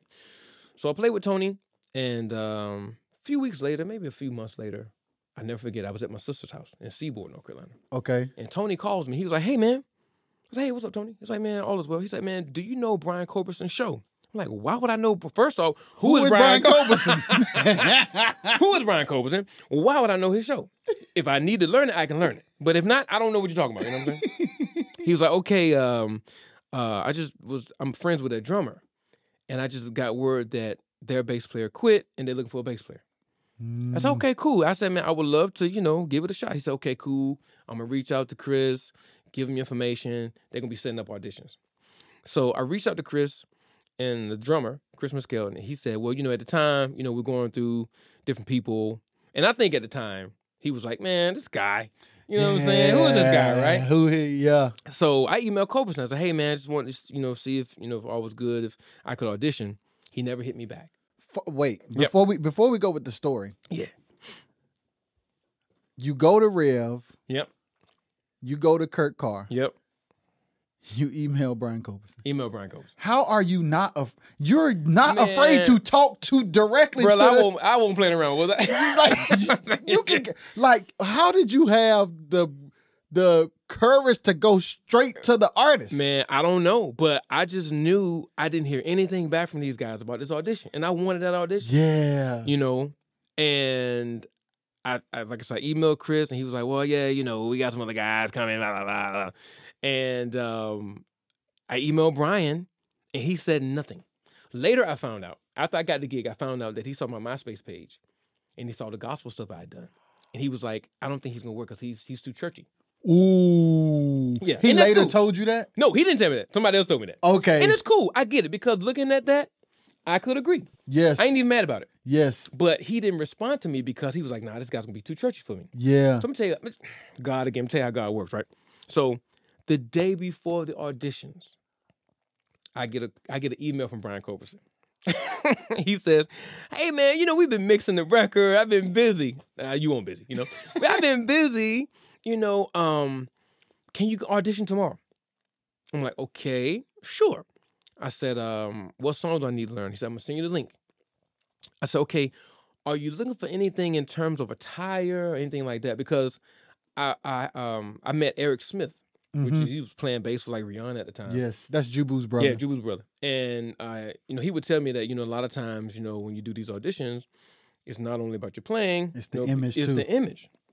So I want to make sure that I at least look the part. Yeah. So he told me what he was looking for. He's like, "Yeah, I'm trying to go with this like Earth, Wind, and Fire type vibe, so I'm gonna need somebody that's mobile. And I'm gonna need some background vocals." I'm like, "Man, I would try them jokers on the quartet front line. I can sing for you, Doc, I got that part, So I said, "Okay, cool." So I went to the swap meet. Brother, I went to the swap meet. Now, this is a Sunday evening. I went to the swap meet, me and my girlfriend at the time. I went to the swap meet. I bought a vest. I bought like this t-shirt to go underneath. I bought this hat. It was kind of like the hats that guys be wearing in London. Kind of like I don't know what you call them. Yeah. Kind of they go, got a little tip thing on the front. So I bought a hat, and I bought, at this particular time, the wallets with the chains attached to them were popular, right? Yeah. So I went and bought one of those wallets with the chain. Yeah, the chain. Loop. Yeah. So I bought that. And it was like a brown ensemble, so I brought some brown Chuck Taylor. Okay. I was sharp. I was ready to go, right? So I learned those songs, all 3 songs. So I get to rehearsal. And so what happened was some of the guys' flights from Chicago had gotten canceled. Ooh, so they couldn't come audition. A slot was open. Ooh. Yeah. So then later on that evening, I found out that they worked out flights on another airline. But Culberson had already told me what time to come by. So I was guaranteed a slot. Yeah. It's God, man. Yeah. That's God, right? Yes. So I get to the rehearsal hall, and talking to the other guys. I'm like, man, these guys are playing good, man. Andre Berry was there auditioning. A couple of guys from Chicago. You know a guy named J Red Bass? He's a bass player from Chicago. He's got a fro-hawk. It sounds familiar. He dyed it red. Yeah. He was auditioning that day. A guy named James Manning, who was killing. Thought he was so heavy. I heard him in the next room. Like, oh my God. That guy was killing, man. And myself.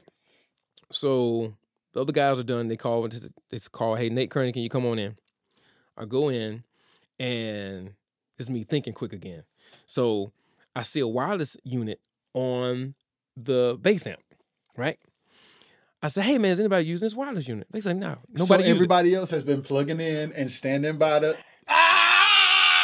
Come on, Doc. Come on, right? They've been standing by the amp. I mean, one guy had charts, so you know he won't move, right? That's okay, cool. So I said, I'll use the wireless unit. I said, man, do y'all have any kind of moves or steps that y'all do or want to do anything? It's like, you know what? Yeah. So at this particular song, the part of the song, we're going to walk, ba ba ba, ba da ba da ba da, whatever, right? Cool. I played this. I already knew the song. Did the steps. Bam, bam, bam. Nailed it. Right? Nailed it. So the audition is over. So they say, hey, do y'all want to go to El Torito and get some food and drinks? Cool, no problem. So we go to El Torito. So I'm really vibing with his guitar player at the time, Jerry Johnson. We were like really vibing. Yeah. And so we have a good time. We laughing and joking. This on a Monday. Yeah, because they called me on a Sunday. The audition was on a Monday. 2 days later on the Wednesday, I get a call from Brian Coperson. Wow. He was like, hey, man, I just wanted to, give you a call and see if you wanted the gig. I was like, yeah. I said, well, check this out. Because in the quartet where everybody was rooming together, right? I was like, that ain't happening no more for me. So, so I said, hey, man, I'm good. I said, the only thing, man, I don't share rooms. He was like, we don't do that here. Another level. You didn't know. I didn't know. Because I've been sharing rooms with Kurt Carr, shared rooms. I mean, with the stuff I did with Keith, I was always sharing rooms. Yes. I was like, man, I don't want to smell nobody's feet no more, So he's like, no, we don't do that here. I said, okay, cool. So I was introduced to that. And I had that gig for 2 years. So the first year, because I was all over the place. So, on the regular stage, all the amps are facing the audience. Yes. So if I'm on stage left and I go to keyboard world, which is on stage right, I don't hear the bass as much because lower frequencies, not only do they take longer to get to you, it was shooting the wrong direction. Right. So I've always been one to listen back because tapes don't lie. Right. You think you killed the gig and you bomb. You think you bombed the gig and you kill. Playback don't lie, right? Right. So I will always listen to the tapes. And I was like, man, every time in this section of the show, I'm on top of the beat. And I was on top of the beat because the bass sound was coming to me late. Yeah. So when you hear yourself being late, you naturally, get on top, right? So I thought he was gonna fire me. Because I'm like, man, you can't be playing bass and being on top of the beat like that. You're rushing everybody, right? So the second year, this is from 2009 to 2010. 2010 to 2011, I said, you know what? Thinking again. I said, you know what? Let's turn the bass amp like a side field. So now the sound is shooting across the stage, whatever. It's shooting across the stage the whole time. So when I went to keyboard world now, I heard bass. You know what I'm saying? So I'm moving around, jumping around, all that good stuff, jumping on side fields and jumping on the subs and stuff like that. I heard bass, you know what I'm saying? Yeah. So again, you're learning. Yeah. Everything is, every stage of my life is always, I'm learning this, learning that, you know what I'm saying? Yeah. And so I was with Coperson. So that started my contemporary jazz career. Yeah. And that's interesting too, because I only knew of, I had a Richard Elliott CD when I was living in Atlanta because he had a song called Kick It or something. Kicking It or Kick It Up, something like that. And it was killer. I think Alex Al was on bass. It was killer. I had that. I had a Boney James CD that one of the guys at Glory Baptist had burned for me. Yeah. They burning CDs, selling CDs, right? Had a Boney James CD. And I had a George Duke. It was the, I can't remember the name of the title of the CD, but it was a CD that had the song 6 o'clock on it. Okay. 6 o'clock in the morning. Yeah. Larry Campbell playing bass. Oh my God. Woo. So those are the only people I knew of in the genre. Yeah. So I'm talking to everybody, you know, meeting people in gigs, like, yeah, you know, Peter White or Warren Hill or blah, blah, blah, blah, blah. I'm like, you said, I know Lauryn Hill. I don't know no Warren Hill. You know what I'm saying?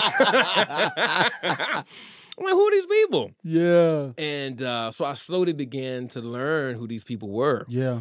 And between then and now, I play for everybody in the genre almost. And how does that feel, man, to go from Halifax Bruh. all the way till... Man, I go from Halifax to the White House.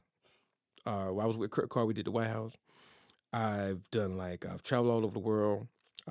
England, South Africa, West Africa, East Africa, Nigeria. Kurt Carr would do a thing in Nigeria every year called The Experience. Man, the last year I did it, I think it was right at 175,000 people. Jeez. There were a certain amount of people in the soccer stadium. Then they had like an overflow of like 50,000 people. Sheesh. Crazy. So a little guy from Halifax, I'm living in a city that's so country, we don't have a stoplight. Yeah. We got a stoplight later on. Like when I first moved, we didn't have the stoplight, but we eventually got a traffic light. That's probably because we the county seat. Yeah. You know what I'm saying? So we got the courthouse down there. Yeah. But a country guy, man. You know, and I mean, I've done some arenas, I've done Staples, I've done Barclays. You know, I've been on some really good records. Yeah. I mean, it just amazes me, man. Yeah. But you know, I want to say this right here. You mentioned about the small town, right? Yes. I want to say this. And when you had Luther on, I saw the video that you had Luther on. Yes. And I want to say this, man. I don't think we knew the level of greatness that we were around. Let me tell you why. What up, y'all? I'm Rajay, and I'm interrupting the pod to present an opportunity for y'all to support the brand and the fam. So do this for me. Head over to rajayxshaw.com, click the merchandise tab, and grab a hoodie, t-shirt, or hat. And remember this thing. No matter what people say or think, live your life. Now back to the episode. You know, Luther and the guys were around here, right? Mm-hmm. But because we lived with them, not live with them in the same house, but we were in the same area, I don't think we understood how great they were. Yeah. I'll never forget, let me tell you, I was at Ebenezer. Thomas L. Walker had a program out there. Another program, right? Yeah. And Luther was on the gig. He was on the program. He had to have had like 15 guys on stage. Yes, Lord. He had, I'm gonna tell you who he had. It was Roy playing bass. Yes. Lil Roy playing keys. Eugene. Yeah. Steve. Yeah. I think, what's Eugene's dad's name? Mr. Sammy. Yeah, I think Sammy was on. Mark Green was playing guitar. Sherrod was home. He was playing guitar. Maurice Morgan was playing guitar. Donna Ray was on drums. And I think that's about sums it up. Yeah. But do you know nobody was too loud? They never have been. They played, you would have thought it was a record, man. Yes. So if y'all see this, yes. I just want to salute y'all. Steve, Eugene, And Mark Green. Don't forget Derek Adams, too. Derek Adams, yeah. Like, how you have 20 guys on stage and you're not everybody's playing their parts, man. Yes. But we saw that, and I didn't even realize didn't realize the amount of greatness I was witnessing, man. Yeah, man. That's what I'm saying, man. That's real. So I didn't realize that until later when I'm, you know, in the like the secular stuff. Yeah. You know, listening to stems and stuff, and like, man, all those guys played that. Yep. I mean, man. Yeah, Luther didn't have no stems, and they sounded like the record. Tell Them you, boys man. played the They played strings them on the parts, man. keyboard like Yeah, it was man. a symphony. I'm like, dang. Man, you know that pulpit in Ebenezer ain't the largest pulpit. Man, they had that pulpit full of musicians, man. And I'm telling you, man, so I just want to send a shout out to Luther and the guys. Like, thank you for, like, even though I didn't realize it then, you guys set a standard. Yes. And, you know, I really, sometimes it doesn't say it bothers me, but I just think our area we don't get enough credit for having the talent that we have. Yes. You know, we're not in LA, we're not in Nashville, we're not in New York, you know, we're not Memphis. No, we're not. Yeah. But there are some talented people that came from this area Yes, and sir. are still here. Look at Mario. You know what I'm saying? I mean, all those guys, I mean, Wilson from Wilson to friggin' Vegas with Bruno Mars. Yes. You know, and then Sherrod. You know, he's Roberta Flack and Beyonce and Whitney Houston.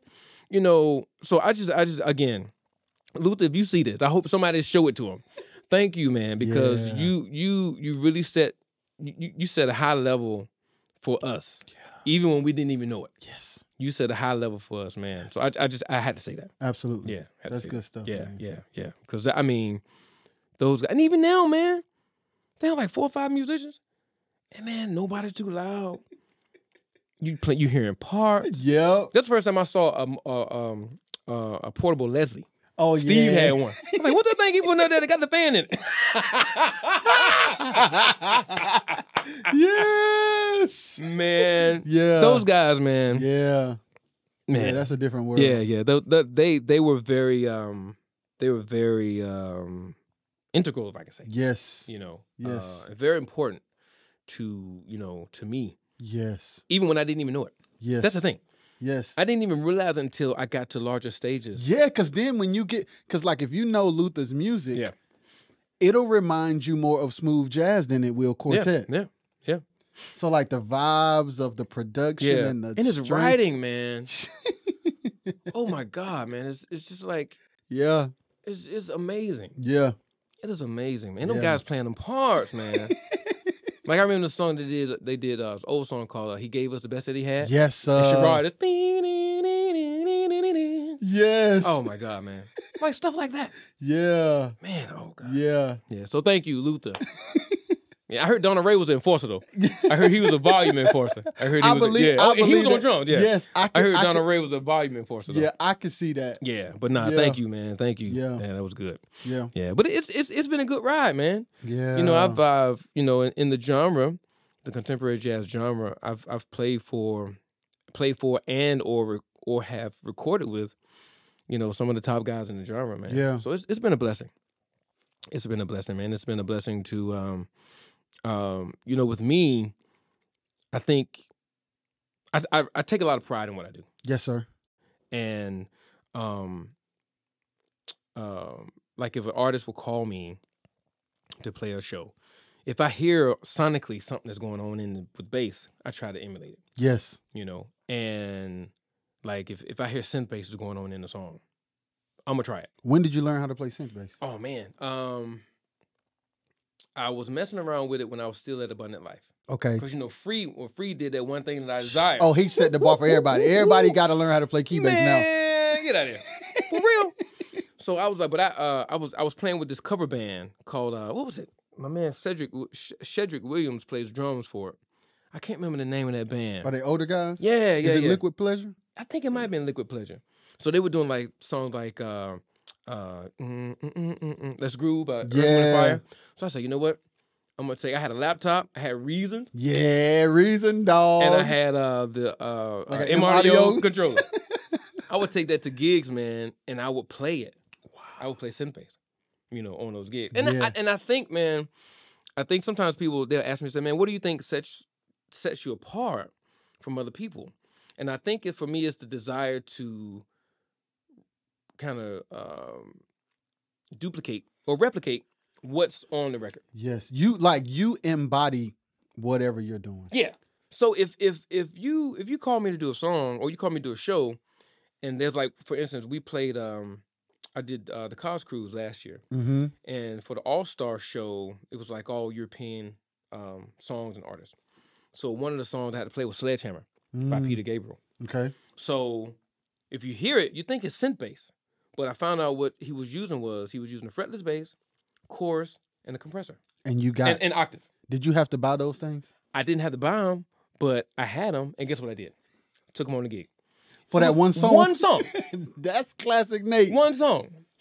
I mean, I put them in my bag, and I brought those pedals for one song. Wow. But I think that's what kind of separates me from other guys. Like, when I did a tour with Dave Cox called the Summer Horns Tour, and there was synth bass on some of the songs, and there was one song that the guy played upright on.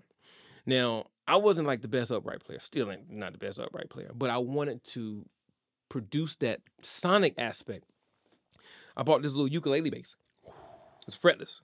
And man, it sounds so huge. Yeah. It sounds like an upright, you know what I'm saying? So I brought that to the gig for just one song though. Wow.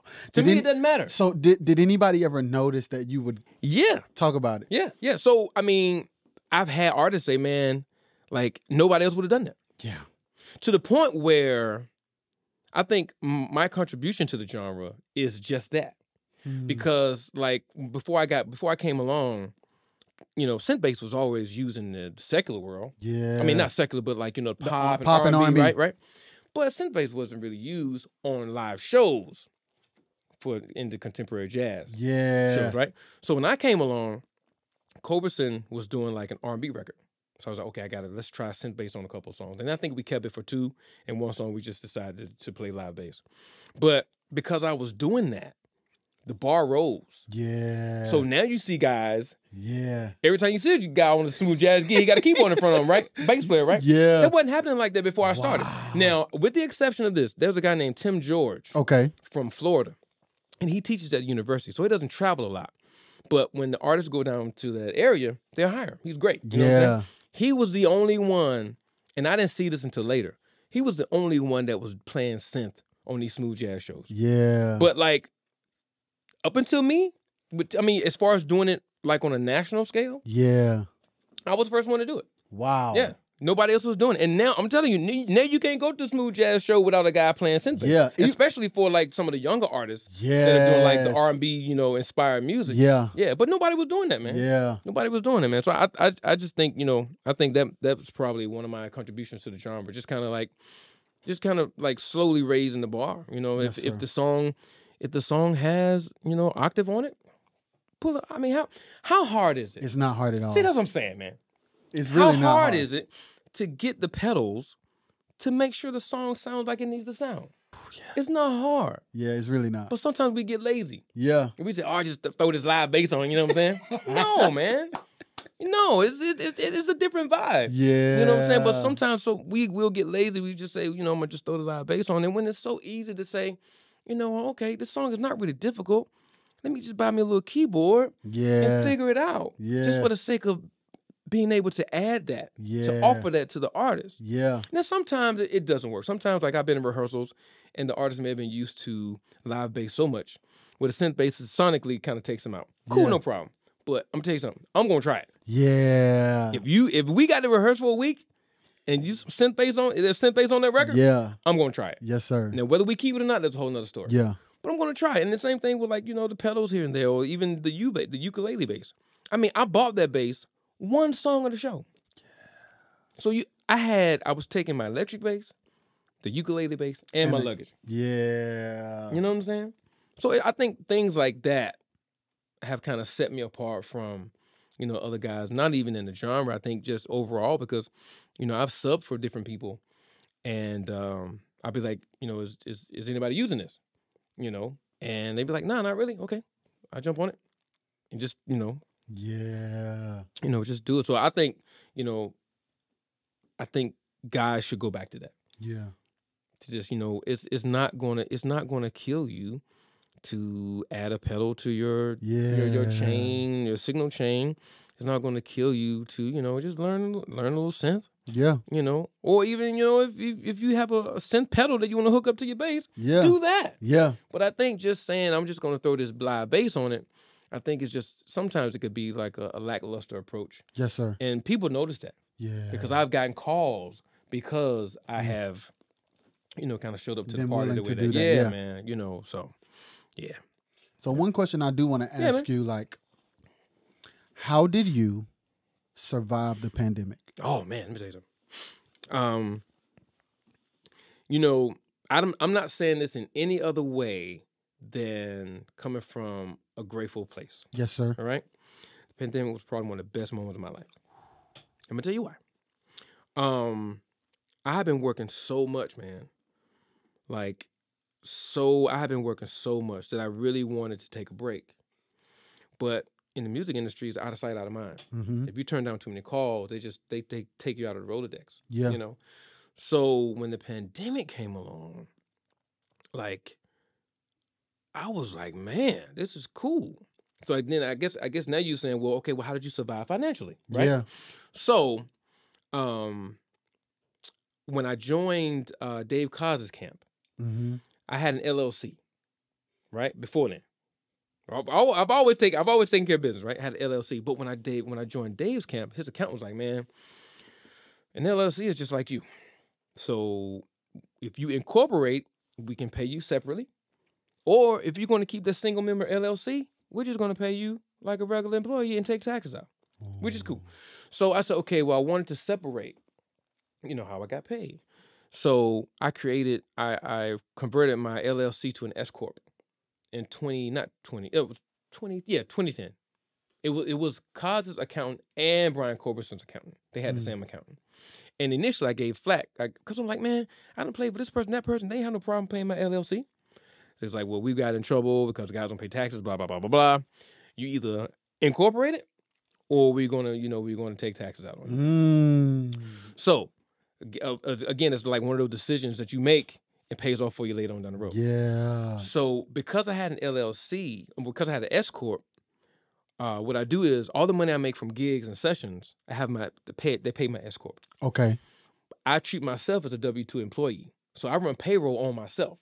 So let's say if I get $2,000 and I want to pay myself $15,000, I pay myself $15,000 through a payroll company.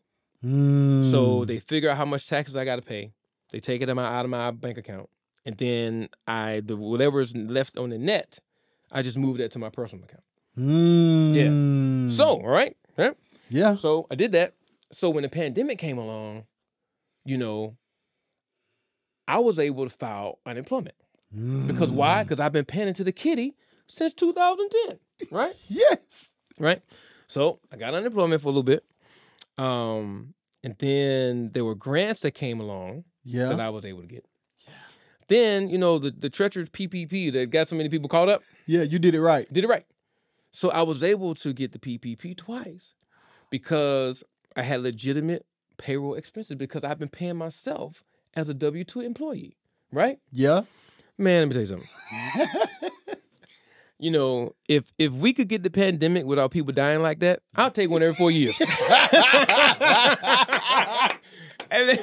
Every Olympiad, you bring the pandemic around. You know what I'm saying? Because I'm telling you, man. And again, I don't say this in any other way than being grateful for the knowledge to have done certain things a certain way. Yes. You know what I'm saying? Yes. And it worked out so well for me, man. But I needed it because I was getting burned out, man. Yeah. I was playing for everybody, and I just wanted to take a break. And the pandemic came along. And you know what it caused me to do? What's that? It caused me to reprioritize a whole lot of things. Ooh. It's something when you get off the hamster wheel, man. Yes, when you get off the hamster wheel, you can start thinking because you ain't on the wheel all the time. And you realize things that you prioritized before have no value. And you're giving all your attention to the wrong stuff. Yes, sir. You know what I'm saying? So the pandemic for me allowed me to reset not only physically, but mentally. Yes, sir. Because I was able to realize, say, you know what? This is not really as important as I thought it was. I don't need to devote that much time, energy, and attention to it. Yeah. You know what I'm saying? And yeah, man. So it was the reset that I needed. Yes, sir. Because I was going, man. I mean, I was on planes every week. Yeah. It was great. Yeah. Because you gotta make a living, right? Yeah. It was great, but man, I wanted a break so bad, and that's to me that's what the pandemic was. Yes. But you mentioned earlier about learning finance and stuff like that. Yeah. It's like those little tidbits. It's like, people force you to do things. Yeah. Like, because I was forced to go ahead and switch my LLC to an S Corp, right? Yeah. Because I didn't want to do it. Yeah. But it saved my life. Because they told you they were just going to pay Nathaniel Kearney if you didn't. Pay Nathaniel Kearney and Nathan. You hear I said that? They going to pay Nathaniel Kearney. And, and that's what it was going to be. And I was like, nah, okay, I was mad too. Like, man, I got to do all this. I got to pay extra money, blah, blah, blah.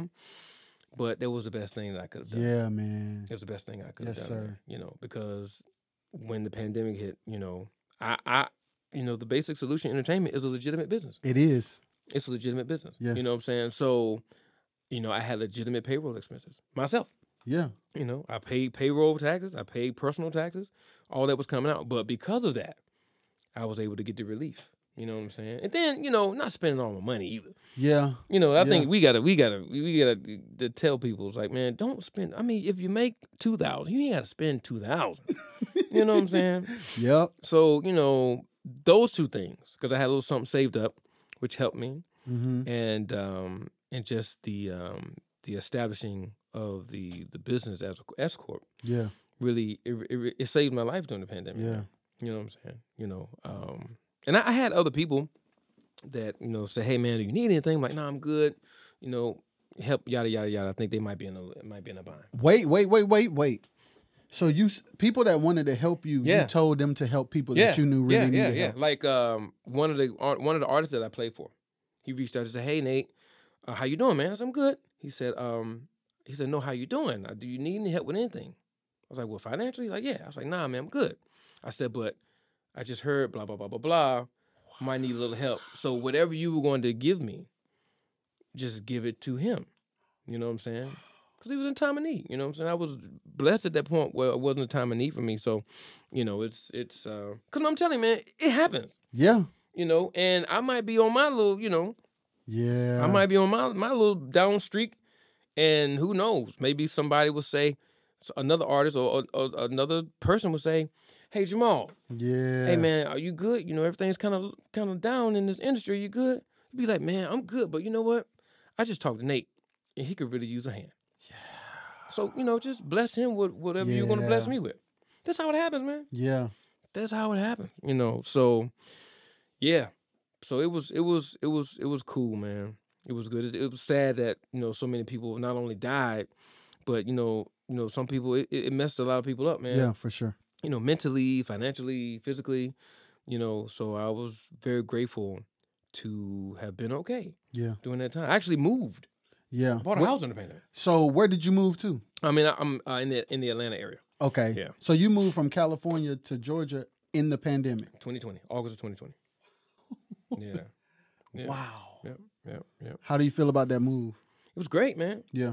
The cost of living in LA is a little bit more expensive than it is. So the same house that you bought, if you would have bought it in LA, how much more would it have been? Oh, at least 800, 900,000 more. Yeah. Yep. So I want to ask two more questions before we go. The first question is, what do you feel your purpose is? Oh man, that's a good question, man. I think my purpose now is to I think it is to really I think it's twofold. I think it is to shed light in dark areas. Yes, like sir. I'm a jovial guy. Yeah. By nature, I'm a jovial guy. Yeah. Sometimes people take that for weakness, and I got to show them jokes that I ain't dumb. You know what I'm saying? Yeah. But I'm a jovial guy by nature. Yeah. So I think part of my purpose is to be that light. Because man, you never know what people are going through. Yeah. You know what I'm saying? I mean, you don't even know what I'm going. I mean, I'm not going through anything crazy, but if I were going through something, you wouldn't know, right? Yes. Same thing with you, right? Yeah. So I think my thing is, my purpose is twofold. I think one is to really shed light in areas of darkness, because especially in the musician community, man, we got a lot of guys dealing with stuff. Guys are passing, and they're not passing because of natural causes. Yes. Sometimes depression takes over, and then substance abuse takes over. Yes. You know what I'm saying? So I think my main purpose is just to shed light in the areas that are really dark. Yeah. And also to motivate particularly people in my area. Yeah. To say, hey man, I can do it. You can do it. Yes. Yeah. I mean, because there are a lot of musicians. I mean, man, those guys playing. I wasn't playing like that when I was that young. Yeah. It's they insane. Yeah, at man. a very early age. Yeah. I went to a program maybe about a year or so ago with my mom, and I was listening to the guys, man, and they were like playing like grown men. Like, what? 16? Yeah. I wasn't playing like a grown man. 16, yeah. bro. Yeah. I wasn't playing like a grown man. Yeah. But I do think because I'm in communications with some of the guys in the area. Yeah. And I just think I'm definitely there to just remind them that it can happen. Yes, sir. It can happen. And my second question is, if you had to choose a career path or occupation that wasn't music to fulfill that same purpose, what would it be? Oh man, it's interesting. You know, I loved. I did programming for about a year. Mm-hmm. I loved programming, but I don't know if that would fulfill that same purpose though. I don't know. Maybe like a guidance counselor at a school or something like that. You know. Now I don't want to teach now. I ain't got the patience for teaching. Yeah. I don't have the patience, man. Yeah. But I think being a guidance counselor or something in that vein. Yeah, man. You know, because, you know, the light still needs to be Yes, sir. shared, you know, in these areas. You know, you got to share the light. You know, you got to shed light on areas that are dark. So that still needs to happen. So I think something in that like capacity, I think that would be, I think that would probably be the next best thing or best way to accomplish that. Yeah. You would be an amazing guidance counselor. Oh man, I mean, let me tell you something, man. Because you are a guidance counselor already. Yeah, you know, I hear what you're saying, man. That's what's crazy. Yeah, so that does line up. Yeah. I'm, you know, I'm a like I said, I'm a jovial guy, man. Yeah, man. You know, and that's me. You know, and I went through a period of time where I tried to change that because people were taking it for ignorance and weakness. But then I learned, like, no, you can be jovial. You can still set them straight at the same time. Yes, sir. So that's why I am now. Yes, sir. I'm a jovial guy, but I don't take mess, man. That's good. My tolerance level is very low. Yeah. You know what I'm saying? But I'm not changing my personality. You know what I'm saying? It should be the other way around. You know what I'm saying? My personality should change the room instead of the room trying to change my personality, right? So I'm not changing my personality, you know. But I don't stand for craziness. Though. Yeah. I don't do that. Absolutely. I don't care who you are. That's Tyrone. He'll tell you. I don't care who you are, Doc. What artist you may be, I'm not having it. And we're going to be fair. Yeah, we're going to be fair. But we're not going to do it. You know what I'm saying? Yeah. We either going to be fair or we're not going to do it. That's good. Yeah, man. That's good. But thank you for being here, man. Man, I hope I didn't talk too much, man. No, you didn't. This was great. Man, I had so much fun, man. Yeah, man. I had so much fun. So y'all subscribe. I know you're going to say this at the end. But I want to say subscribe, hit the like button. I always want to say that. Yeah. Hit the like button. You know what I'm saying? Yeah. So, y'all, this has been another episode of the RXS podcast with Nathaniel Kearney. Yep, that's me. Peace.